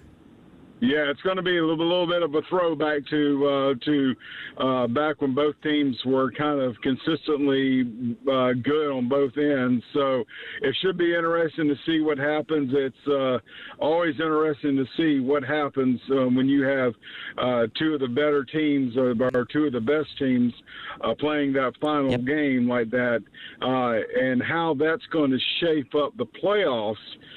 Which is probably the biggest thing because that's going to throw a monkey wrench in somebody's season as far as the seeding goes. Yes, and that's exactly right. Region title is one thing, but playoff seeding is certainly another one. Timo, we always appreciate it, sir. Thank you so much. Thank you, guys. Let's stay on the Love Chevy phone lines really quick and get to Coach Brown next. Coach, are you with us there? Go right ahead. Let's see if we got Coach Brown there. Maybe the radio fairy got him. There he is. Maybe. Coach Brown, what you got for us? Yes. What you got for us? Nothing much. I just want to give my guys here at Gray Collegiate a big shout out. Big win for us tonight, and just wanted to say those guys are very resilient over these last 2 weeks with a lot of different things kind of occurring, and just to be able to come out and get our second region win, just really excited for our guys. Yeah, a big win for Gray, for sure. And the first half tonight, too, it looks like all the damage was done there, enough to be able to cruise and let that clock make like Forrest Gump in the continental United States and run and run and run. But what was something that Gray Collegiate did really well tonight that these kids did to really set the tone early and often in a game that had a lot of big region implications? Well, I thought the first thing, we were very physical tonight. I thought we were very detail-oriented in a lot of different things that we did, and that's very much of an improvement from where we were at the last couple of weeks. And so, just being able to come out and start fast is something we have not been able to do. We've kind of been playing from behind a good bit this season, or we've been – and the times that we have played ahead, we've been just trying to hold on. So it's just really good to get out to a great start and to be able to finish and just have one of those really good games we can just finish. And then who are some of the kids tonight that really showed out? I mean, in a game in which you defensively shut a team out and you're able to put up a 50-burger on the scoreboard, you had to have some incredible individual, I guess, performances. Yeah, so I mean, obviously you talked about the getting the shutout. Something we talk about all the time, and I thought Michael Bower was a guy, linebacker that really stood out for us. I thought our defensive front, Ethan Razor, Zeb Taylor, Mo Singleton, and Holly, all four guys, kind of shined in their own regards. And so I thought we just had some really good play on that side. Obviously, B.J. Montgomery had a big game for us, not just on offensively, but special teams-wise. Quentin Stroman was another guy that we've been waiting for him to emerge, and he did a really good job on the receiving end, and Tyler Waller kind of got things rolling. But just kudos also, too, to that offensive line. I mean, whenever you can score that many points, I mean, you have your guys that are highlighted, and get the cheers, but those guys deserve most of the credit. Coach, we appreciate it. I mean, full disclosure, I wasn't exactly thrilled with the score, but Gray is playing really well in a new region, going to 4A as an airport alum. I'm not thrilled by the score, but I'm really impressed by what Gray's been able to do, jumping up in classification and continuing to play really well, even in the games they haven't been able to win this year, just continuing to stay the course and play really well. And both of these teams in this game, this whole region, this region's one of those that really got rocked by the storm. I mean, really did. The western part of the state. So kudos to Gray and these other teams that are in this region that are picking back up and playing again tonight and playing hard. We appreciate it, Coach. Thanks for giving us a shout. Thank you. Really quick, before we get back to the Love Chevy phone lines, Elijah, by the numbers, thank you to Thomas for this one. 14th straight win for Dutch Fork. They've outscored their opponents this season 249-17. They are 37-1 in region play since 2016. Their lone loss was October 6th, 2024, a year ago to White Knoll. It is their 24th shutout win since 2016. We play 10 games a year outside of COVID year. And they are 3-0 in regular season revenge games this year with wins over Ridgeview, Spartanburg, and White Knoll, those teams that beat them in the regular season last year. Let's stay on the Love Chevy phone lines now and go to Kale next. Kale, give us the update. What's up, guys? This is me with a final score update from Blythewood, South Carolina, as the West Florence Knights escape Death Valley, winning 19-14. I've also got Coach Jody Generette here with me. So, yeah, basically the recap, a bunch of defensive stands were made. West Florence got the ball with 9 minutes to go in the fourth, and they ran it down all the way until there was 11 seconds left on the clock, giving Blythewood no time to score. And, yeah, I mean, it was just a fantastic drive, time-consuming. They were running the ball really well. Keyshawn Johnson and Terry Lowry kept taking carries and kept getting 3 or 4 yards of play and running the clock down. But I have Coach Jenner right here if you had a few questions for him for an interview. Certainly. No, this would be fantastic. Yeah, Coach, I mean, thank you for taking the time to join us. First of all, congrats on the win. All wins are difficult, especially region wins and especially region road wins. What is a win like tonight with a lot that's on the line against a team like Blythewood, who's 6-1 going into this bad boy? Tell us about your bunch. And they're a really good football team. I knew they were good. I didn't know they were that good. They hit us in the jaw. Number 52 is as good a player as we've seen all season. Our guys just kept responding. I mean, after last week when we get laid down and just got hammered by Sumter, such an embarrassing loss. That's not our culture. That's not who we are as a program. So we responded this week in practice, very physical practice, and can't say enough about our defense. Really came up and played well. And our offense got a 9-minute drive at the end. That's all you can ask for. Coach, as you're looking at these region games, you're talking about responding. We're now, obviously, you guys over on in the West Florence side didn't get a a lot of the same thing that the western side of the state got during the last storm, so things are kind of hectic on this side. But you guys are staying the course here. We're now mid-October. This season's wrapping up in just a couple of weeks. Where are you guys at? Where do you feel like you guys are at? Strength-wise, where can you improve as you continue into region play, as you're trying to get into that region title conversation, and then obviously going into postseason ball in November? Yeah, right now we're like everybody, still trying to create depth. Definitely on the offensive line, trying to create depth. This region's a bear. It's a lot better than I thought it was going to be honestly, when we came in. I didn't know Blythewood would be this good. Coach does a great job over here, and they've got some really good players. And but something in Ridgeview is dang good too. I mean, I told somebody the other day, every time I open up Twitter, Ridgeview's got another guy that got offered. It's true. So they got dudes everywhere, man. So, and we got them next week. So, right now, obviously, we played Sumter, Blythewood, Ridgeview. That's three really good football teams in a row. But we're healthy. We're right where we want to be. I love this football team. I told everybody since January, this is my favorite team I've ever coached. All they do is keep responding. We're not great, but I tell you what, I'll take us any Friday night.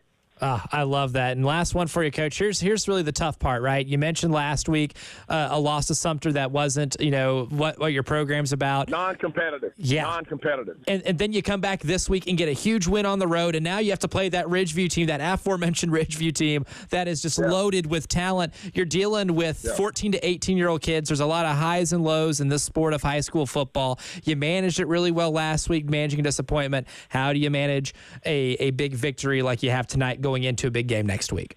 I don't know. Our kids, they love one thing. They love to practice and to know how to practice, which is really cool. But right now, our biggest thing is to stay healthy, just get in better shape.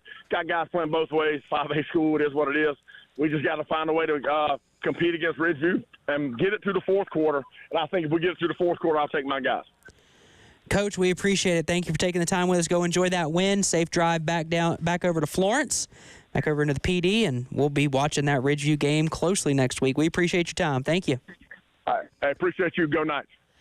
We'll take a break. Come back on the other side. We got a barn burner in Chapin. We've got an update from Batesburg, Leesville. We got an update from Gilbert. All of that to come on the Love Chevy High School Scoreboard Show on the game.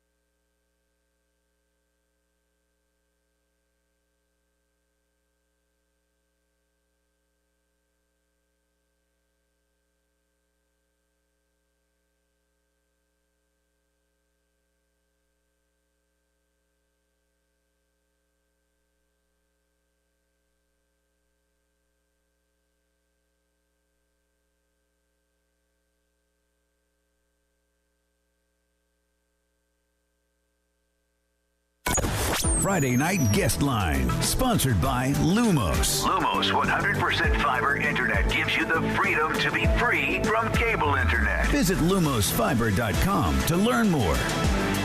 Welcome back into the Love Chevy High School Scoreboard Show on the game. My gosh, we have so much going on. I got final scores from Gaffney, which sets up a great game next week in the Upstate. Got final mega scores, matchup. Got final scores from Batesburg, Leesville. Got final scores from Gilbert. We just heard from Coach Genetti. West Florence with a big win over Blythewood. I am watching the comeback of the night in Chapin. We'll broach that topic in a second. That game has hashtag Honda Columbia Drive of the Week implications. But we go to that Lumos guest line because Uncle Lou Bajak is on the phone. First of all, Nostra Lou, because he said last week, there's not a chance this season's going to get postponed by 2 weeks. Good call there, sir. He's one for one. Trust your sources on that one. But you were at that Blythewood game, am I correct? Correct. Yeah, it was a good ball game, defensive ball game. A couple big plays, defensive play, and a couple that stood out. And a very gutsy call late by Jody Generette, West Florence, up 19-14. I think the play or two before Blythewood drops would have been an interception. They kept the drive alive, and they decided to go for a fake punt up 19-14 just inside their 50, and they convert on it, and they're able to run out most of the clock. Blythewood got the ball back with 11 seconds left, deep in their territory, and completed a couple of passes, but that was it. And big win for West Florence. It was a big game because Blythewood, this is a tough stretch for Blythewood. They got West Florence, and then they got Sumter next week, bye week, and then Ridgeview to finish it off. So not a good way to start off a tough stretch, and a good win for West Florence as they were beaten by Sumter last week. Yeah, that region's pretty loaded. I mean, it's what Sumter did to that West Florence team last week. We had their coach on the last. Criminal. Yeah, I had him on the last segment. He just said non-competitive, but I mean, Blythewood coming in this game 6-1, West Florence coming in this game 6-1, now 7-1, and Sumter still unbeaten. That's a really top-heavy region. How has this one played out in terms of like what your expectation was for it, and how do these three teams do you think really shape out when we're trying to project how far they can go into a playoff setting? Yeah, I think Blythewood's defense is pretty good. Has played pretty good. There's just a couple mistakes on offense, a few special teams mistakes that really hurt them. West Florence, they like to run the ball, and they rotate a couple quarterbacks. And I like their playmakers. The Lowry kid who made a nice catch tonight, and their two quarterbacks, very athletic. This is Keyshawn Johnson coming in. He threw a touchdown pass up, had a couple good runs. So yeah, that region is pretty tough. You throw in Ridgeview, which won 50-0 tonight over Lugoff Elgin, and it should be a good. I think those four teams, and you throw in Westwood, they got another win over Spring Valley tonight. Westwood should be maybe make the playoffs as well. So you could have 5, maybe 6 teams come out of that region make the playoffs. That region gets a lot harder when a team like Blythewood is as good as they are. Lou, really quick, while we have you on the phone, we are watching this Lexington-Chapin game, a wild one between these two clubs. Lexington was down by 17 at one point in this ball game and have found their way back to lead by 1 here late, but Chapin's trying to get in the field goal range. Dutch Fork, big win. River Bluff lost by 3 scores to Irmo, 35-14. We had Timo on here earlier. We're just continuing just week by week. It seems like we're going through the motions that we're just dialing up that Irmo Dutch Fork game in the final week of the season. Oh, and it got pushed back 1 week, so everyone that's going to be on the 8th now. So it's because that region's taking a bye, not next week, but the week after the 25th, it's going to have a region-wide bye. So the last 2 weeks pushed back. So some teams, the top teams in the region, would get buys in the playoffs wouldn't have a 2, maybe 3 week break. So so push back market calendars for November 8th. But Irmo White Knoll next week. We'll see how White Knoll responds. I mean, back-to-back losses, River Bluff, and then Dutch Fork tonight. We'll see what happens. Lou, it's a wild region there, and that region just continues to be a tough one because This Lexington-Chapin game is coming down to the wire. There should be some great games next week. I have it on as well. Yeah, I got it on the stream as well. There you go. Should be a great week leading up to next week because I just want to throw this game out there. Maybe you should take a trip up to Riverside for Riverside and Gaffney next week. That might be one of the better games in the state. Is that going to be what? I wonder if that's going to be a Saturday game. Some of that region now, I don't know if they're going on Thursday. So, some of that, I think that region maybe like going Thursday, Thursday, Tuesday. It's going to be a while for some of these regions. And you throw in the airport region with Gray and that. You're going to be playing some Tuesday, Thursday. Going to be playing almost every day of the week. Yeah, exactly. So we'll have to see how it goes. It's going to be a wild stretch here as we try to fit these games in. Lou, we appreciate your work during the week, keeping everybody updated on what's happening with not only high school football but high school sports at large. And we will we'll catch up with you next week on this Lumos guest line because I promise you next week is going to be an insane week for sure. It's a fun time of the year these last few weeks. Thanks, guys, for having me on. Always is. Uncle Lou Bijak joining us on the Love Chevy phone line on the Lumos guest line. Oh, there it is. Old habits. Lumos. Old habits are the Lumos. Look at that. Yeah. Well done. Well done. We have fallen rear backwards into a really good pun here. By the way, Gaffney has defeated Burns 15-9. So that's an undefeated Gaffney going to Riverside, who has one loss right now. And Gaffney football has their own Scorigami Twitter profile. What? Scorigami. Tonight's 15-9 final score is the first time in Gaffney football history that a game has ended in a 15-9 score, win or lose. And in the 1,220 football games in Gaffney history, it's the 445th unique score. Wow. Stat of the day. Oh, my God. How long did it take somebody not long to cycle through you don't know how all old, those scores? You don't know how old Gaffney is, my friend. By the way, final score from Chapin. Lexington, 33. Chapin, 32. And I have it on good authority that if we can get him in here soon, we will be hearing from Coach Dustin Curtis. I would love to hear from Coach Dustin Curtis after this result right here. Down 23-6 in a game in which Chapin was scoring at will, and the only time Lexington scored in the early onset of this game was on a special teams mishap by Chapin. Right. It was looking bleak. It was. And they turned it around quick. That is, I would love to hear from Coach Curtis, kind of the anatomy of this comeback. I am... In the words of the industry, I am efforting that as we speak. Efforting. I'm efforting. This is an industry term. We'll see what happens here. I'm also on the horn with the folks connected over at Riverside, trying to get an idea of what's going on with that schedule for that game against Gaffney. Because if that schedule gets upended, then that won't be a game we see on Friday. We'll be having to recap it at a different time. But, okay, so I already know what our Honda of Columbia Drive of the Week is, and I could spoil it for you right now, but I want you to kind of wait around for it. That's because tease, we have to describe what happened in this Lexington Chapin game, and we'll do that here in just a bit. Ridgeview gets the win 50-0.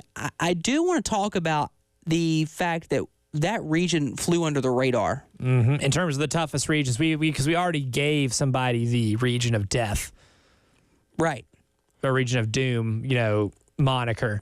But this one, competitive for it. Now that we've seen 7-8 weeks of the season shape out, I think this one has proven to be significantly tougher than a lot of us thought at the beginning of the season. You get a good Blythewood team thrown in there.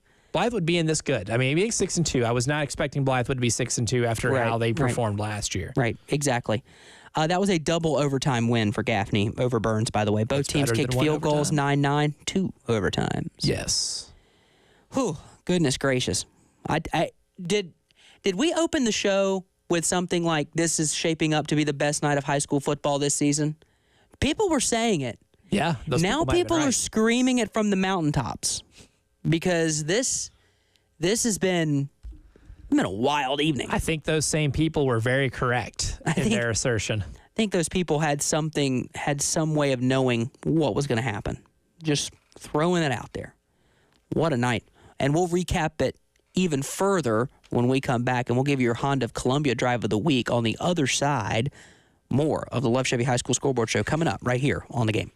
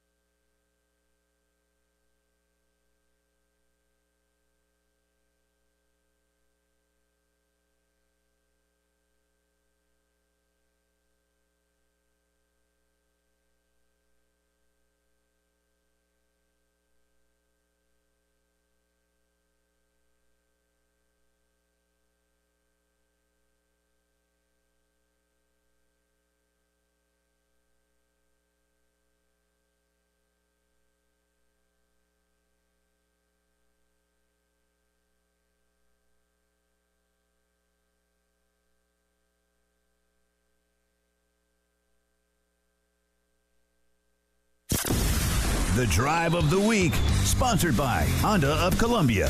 Oh, buddy. It's a Drive of the Week. It's a Comeback of the Week. Maybe the Comeback of the Year to this point.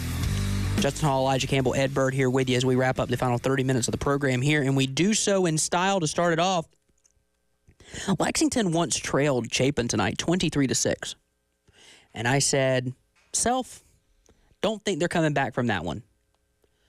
Not a lot of offense I've seen from them, and they need a lot right now. What'd they do?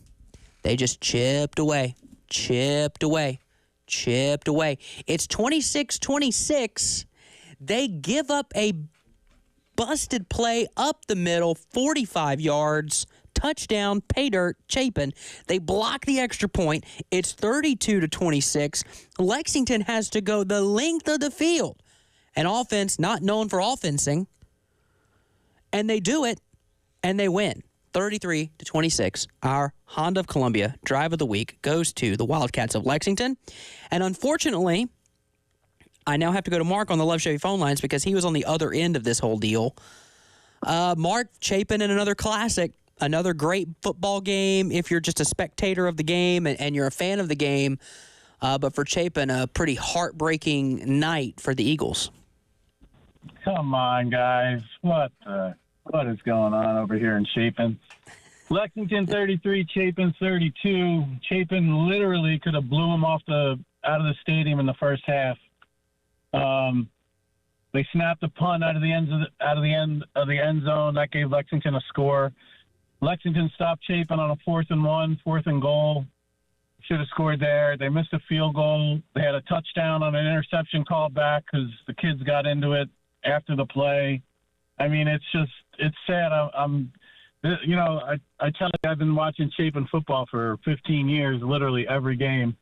This has got to be one of the most disappointing losses that I've seen here in a long time. And, hey, props to Lexington. They just kept grinding and grinding and grinding and grinding. Chapin was just full of big plays. But, again, they had a lot of mistakes that they could, self-inflicted wounds. That touchdown there in the second half, it was the first series of the second half. And we intercepted the ball, took about 70 yards for a touchdown. That would have made it 30-13. And a couple kids got into it. I didn't really see it. I didn't think it was that bad. And they actually ejected the Chapin kid, who's a really good athlete, football player. So that definitely hurt. And then missed the extra point after Cole Martin goes 45 yards right up the gut for a touchdown to retake the lead. And we missed an extra point. So not a happy camper over here in Chapin. But, again, props to Lexington. What a classic game. But this really hurts Chapin. They go to 0-2 in the region now and, have River Bluff, Irmo, and White Knoll left. So don't know what happened. I really don't because, it looked like they were going to push him out of the stadium in the first half, and they just kept letting him hanging around. And I was sitting next to my buddy, and I said, listen, this is unfortunately typical Chapin. We let teams hang around, and then, things go against us, and we just can't get out of can't get out of it. But, again, proud of the boys.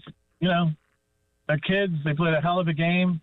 Tanner Short had a big game on defense. Had a couple sacks. They had a fumble recovery. So, again, Lexington just grinded away, and they got the ball with about 4 minutes and 30 seconds left in the fourth quarter, down by 6. And, again, I said, here it comes. They're going to just grind it down the field and score with about 10 seconds left, and they almost did that. And, again, props to Brady Albro.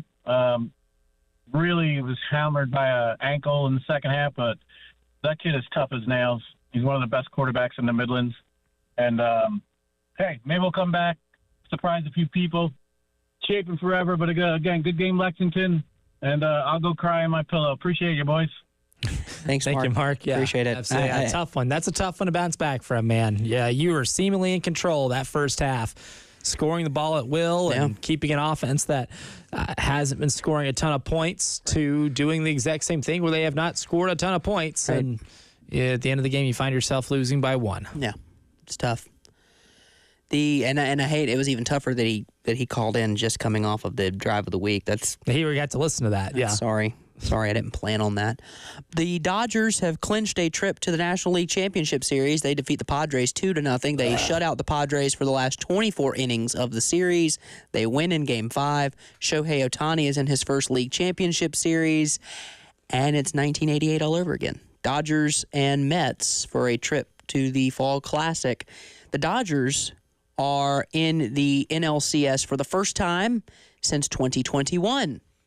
And that year, the Braves dispatched of them in 6 games en route to their World Series. And the Mets are in the Championship Series for the first time since 2015. Were they also the Dodgers there? I think they lost to the. Is that the year they lost to the Royals in the World Series? So they lost to the Royals in the World Series that year. They went all the way. Mets, Dodgers, I want neither of them to make the World Series, but one of them has to. We'll see what happens. And Maryland has cut the game to 1 possession against Northwestern. They've held Northwestern to 11 yards in the third quarter. Northwestern has played 3 plays in the third quarter, and Maryland has run 25. Ball control. Yeah. Looking at some final scores. Very. Final scores from around the state. Oh, boy. Strom Thurmond over American Leadership Academy, 53-0. Palmetto dispatches of Southside Christian, 21-10. Hartsville People forget about Hartsville. The Red Foxes, 41-7 over Crestwood. They did start off slow this year, but I think they're doing the thing where you get better as the season goes along and you go a little under the radar and you let people underestimate you a little bit, and then you remind them that, hey, you're Hartsville. Right. It tends to work out that way. AC Flora, I don't have an updated score here, but I think they've won this game. It was 37-7 at last check. Still waiting to get a confirmation final. Irmo takes care of River Bluff 35-14. We are full steam ahead to November 8th when Irmo and Dutch Fork play. 26-0. Westwood took care of Spring Valley. 26-0 there. Batesburg-Leesville, state title contender. Batesburg-Leesville 42-14. Winners over 96 High School. Lancaster, in a great game, defeats Drea 42-33. Coach Jenkins and the Blue Devils can't back up that win last week. Mid Carolina takes care of Eau Claire by 10, 24-14. Great Collegiate takes care of Airport 50-0. Keenan 44-15. Winners over Silver Bluff. How about this one? Another good game. Lower Richland 23, Wilson 20. Final. Ooh. The Diamond Hornets get the win.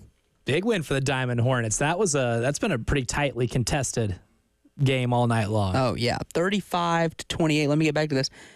Gilbert, 35. Midland Valley, 28. Final. Gilbert gets the region win there. Back and forth game that one was. Gilbert put up a 2-touchdown lead for a good chunk of it. Midland Valley ended up tying it back up at 21, and all it took was a 14-7 spurt from after that for Gilbert to get a really big, much-needed win. Right. And then, of course, another score that we were watching closely tonight, Gaffney defeats Burns in double overtime. Gaffney remains undefeated. And here's what you need to know. They go to Riverside next week. Riverside has one loss. They're en route to victory tonight. Can confirm we will have the athletic director from Riverside, Robbie Hardy, will join us next Friday night to lead off the show to preview that football game. That's a good Lumos guest line hit to start the program. Program. Next week is a program. Yes. We're getting to the point now this season where all of these are no longer radio programs. These are radio programs. Correct. AC Flora 44, RNE 7 with 2.5 to go in the ball game. 44. It's taken a while. That one has, especially for a game. I mean, because it's been a blowout for the most part, but it's not quite been running clock level blowout. You know what I mean? Correct. It's gotten close. It just never got to that point, right? It never got to that point. Couldn't stretch it enough. UNLV leads Utah State 41-7.5. Yeah, UNLV's Matthew good. Sluka, who? Yeah. Who? Matthew Hookah? Whomst are you referring? More like Haj Malik Williams, the Campbell transfer, who is just absolutely tearing Go it Camels. up. That's right. Hey, Fighting Camel legend Haj Malik Williams. UNLV, still them and Boise State, the front runner, I guess, if we're projecting the G5 college football playoff spot. Collision Course, Mountain West Championship, those two. Spartanburg claims the Battle of the Bell. They take down Dorman tonight, and there's an actual bell. For the Vikings. I love it. Spartanburg, so that's a thing. Buford Academy defeated Faith Christian 48-6. Thomas Hayward over Andrew Jackson 48-6. Oh, that's the same score. John Paul II Catholic, the Golden Warriors defeated Hilton Head Prep 40-0. Blessed. Not many teams named the Dolphins. Not many. In the state of South Carolina. Not many Finns. Hilton Head Prep's one of them. Well done. Wilson Hall 34-7 winners over Trinity Collegiate. Latta scored a lot of points. They win 46-0 over Hemingway. Hannah Pamplico 42-7 winners over Green Sea Floyds. Lakeview, the Wild Gators, not the domestic Gators. The Wild Gators. Would that make River Bluff domestic Gators? I will try to get clarification from my River Bluff folks. Yes. If those Gators that they are domestic or wild. They were domesticated tonight by the Irmo Yellow Jackets. That they were. Irmo did what Irmo do. The William Jefferson Keenan Raiders defeated the Silver Bluff Bulldogs 44-15. Good win for Keenan. Very nice. Very nice win. And Keenan's in position to win a region title. We move on. Hey, I love that. Love the sound of that. Oceanside Collegiate 41, North Charleston 6. These are finals. Loris, the Lions, took down Waccamaw 40-14. Okay, this game is still showing halftime. I can almost promise you it's not at halftime. Next week should be fun because the TV game next week is Blythewood and Sumter. Just saw that pop up on the screen. Yep. Yeah, that will be fun. Have a blast, guys. Next Saturday is going to be fun. Did Marlboro County score the most points tonight of any team? Some are saying it. Marlboro County Bulldogs, 64. The Georgetown Bulldogs, 15. Some bulldog on bulldog crime, enough to keep Marlboro County in the undefeated club. Marlboro County spares themselves from getting a visit from one Ed Bird. The Manning Monarchs take down the Mullins Auctioneers 33-6. Xavier Leggett ain't walking through that door. Mullins, that's 2 straight losses after starting the season undefeated. Yeah. Lake City Panthers 30-10 winners over the Atlantic Collegiate Armada. See, I'm a sucker for a team that's called the Armada. Woodland, the Wood Wolverines defeat the Yellow Jackets of Andrews 19-6. Lake Marion Gators, just the Gators, not the Wild Gators, just the Gators. The Lake Marion Gators fall to the Hampton County Hurricanes 39-7. The Sherall Braves win tonight. They defeat the Pageland Central Eagles 30-13. Andrew Jackson, the Volunteers, they volunteered to win tonight. They win 32-14 over the Chesterfield Gold Rams. And really quickly, let's go to the Love Chevy phone lines. Roger joins us. Roger, go ahead. I got 2 game score. I heard you on the radio that who's the high score team tonight. Ashley Ridge beat Stars 7-0, and Del Mar Ola beat Hardeeville 44-9. So Ashley Ridge gets the title tonight for highest scoring team. Roger, we appreciate it. That's called loyal listening, folks. That is. Wow, we stand corrected. That's listening to the program and saying, I have the answer. Ashley Ridge, 72 points. Let's take a break. We'll come back and wrap this thing up when we come back on the Love Chevy High School Scoreboard Show on the game.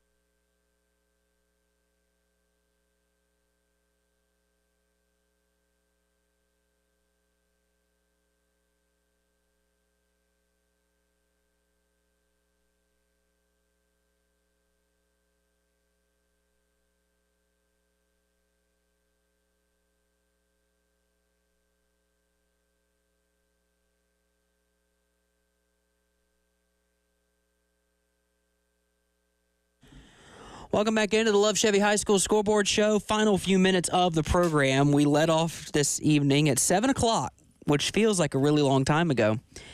And we said, some are saying this is going to be a really fun night of high school football. The rumors were out there. The some were correct. My gosh, what a night. What a night that we've had across this state. Lexington and Chapin became the game of the night. Didn't think that would be the case early on. They battled back from a 23-6 win, or 23-6 deficit to get the win, as he says properly. 33-32. Some blocked extra points, some missed extra points. Armo continues to roll. They take down River Bluff 35-14. Not only that, A.J. Brand won Homecoming King.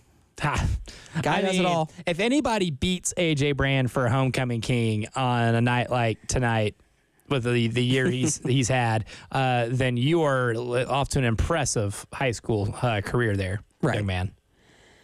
It's just been not only that, but you have some teams starting to reassert themselves. Hartsville with a good win over Crestwood. I think we finally got to see.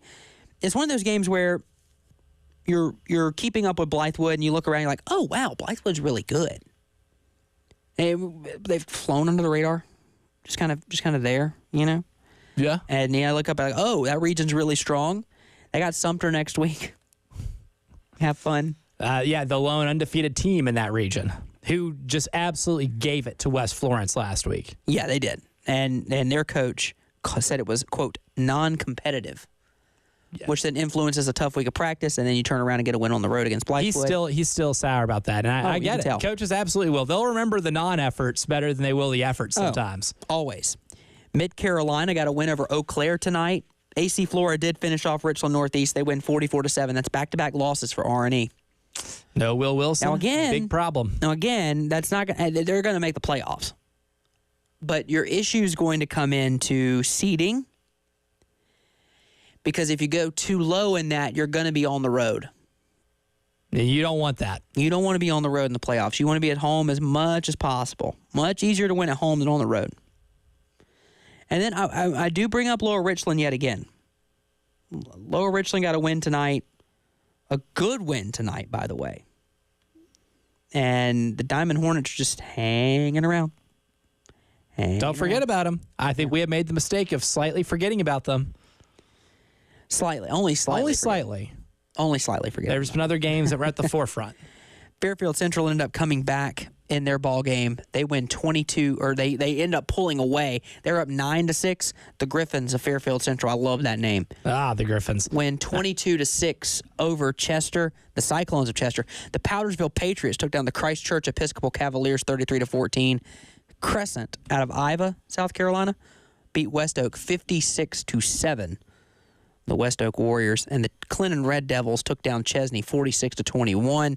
Catawba Ridge hung on. They beat Indianland 14-7. And we end the program in the best way possible. Coach Dustin Curtis of the Lexington Wildcats joins us on the Lumos guest line.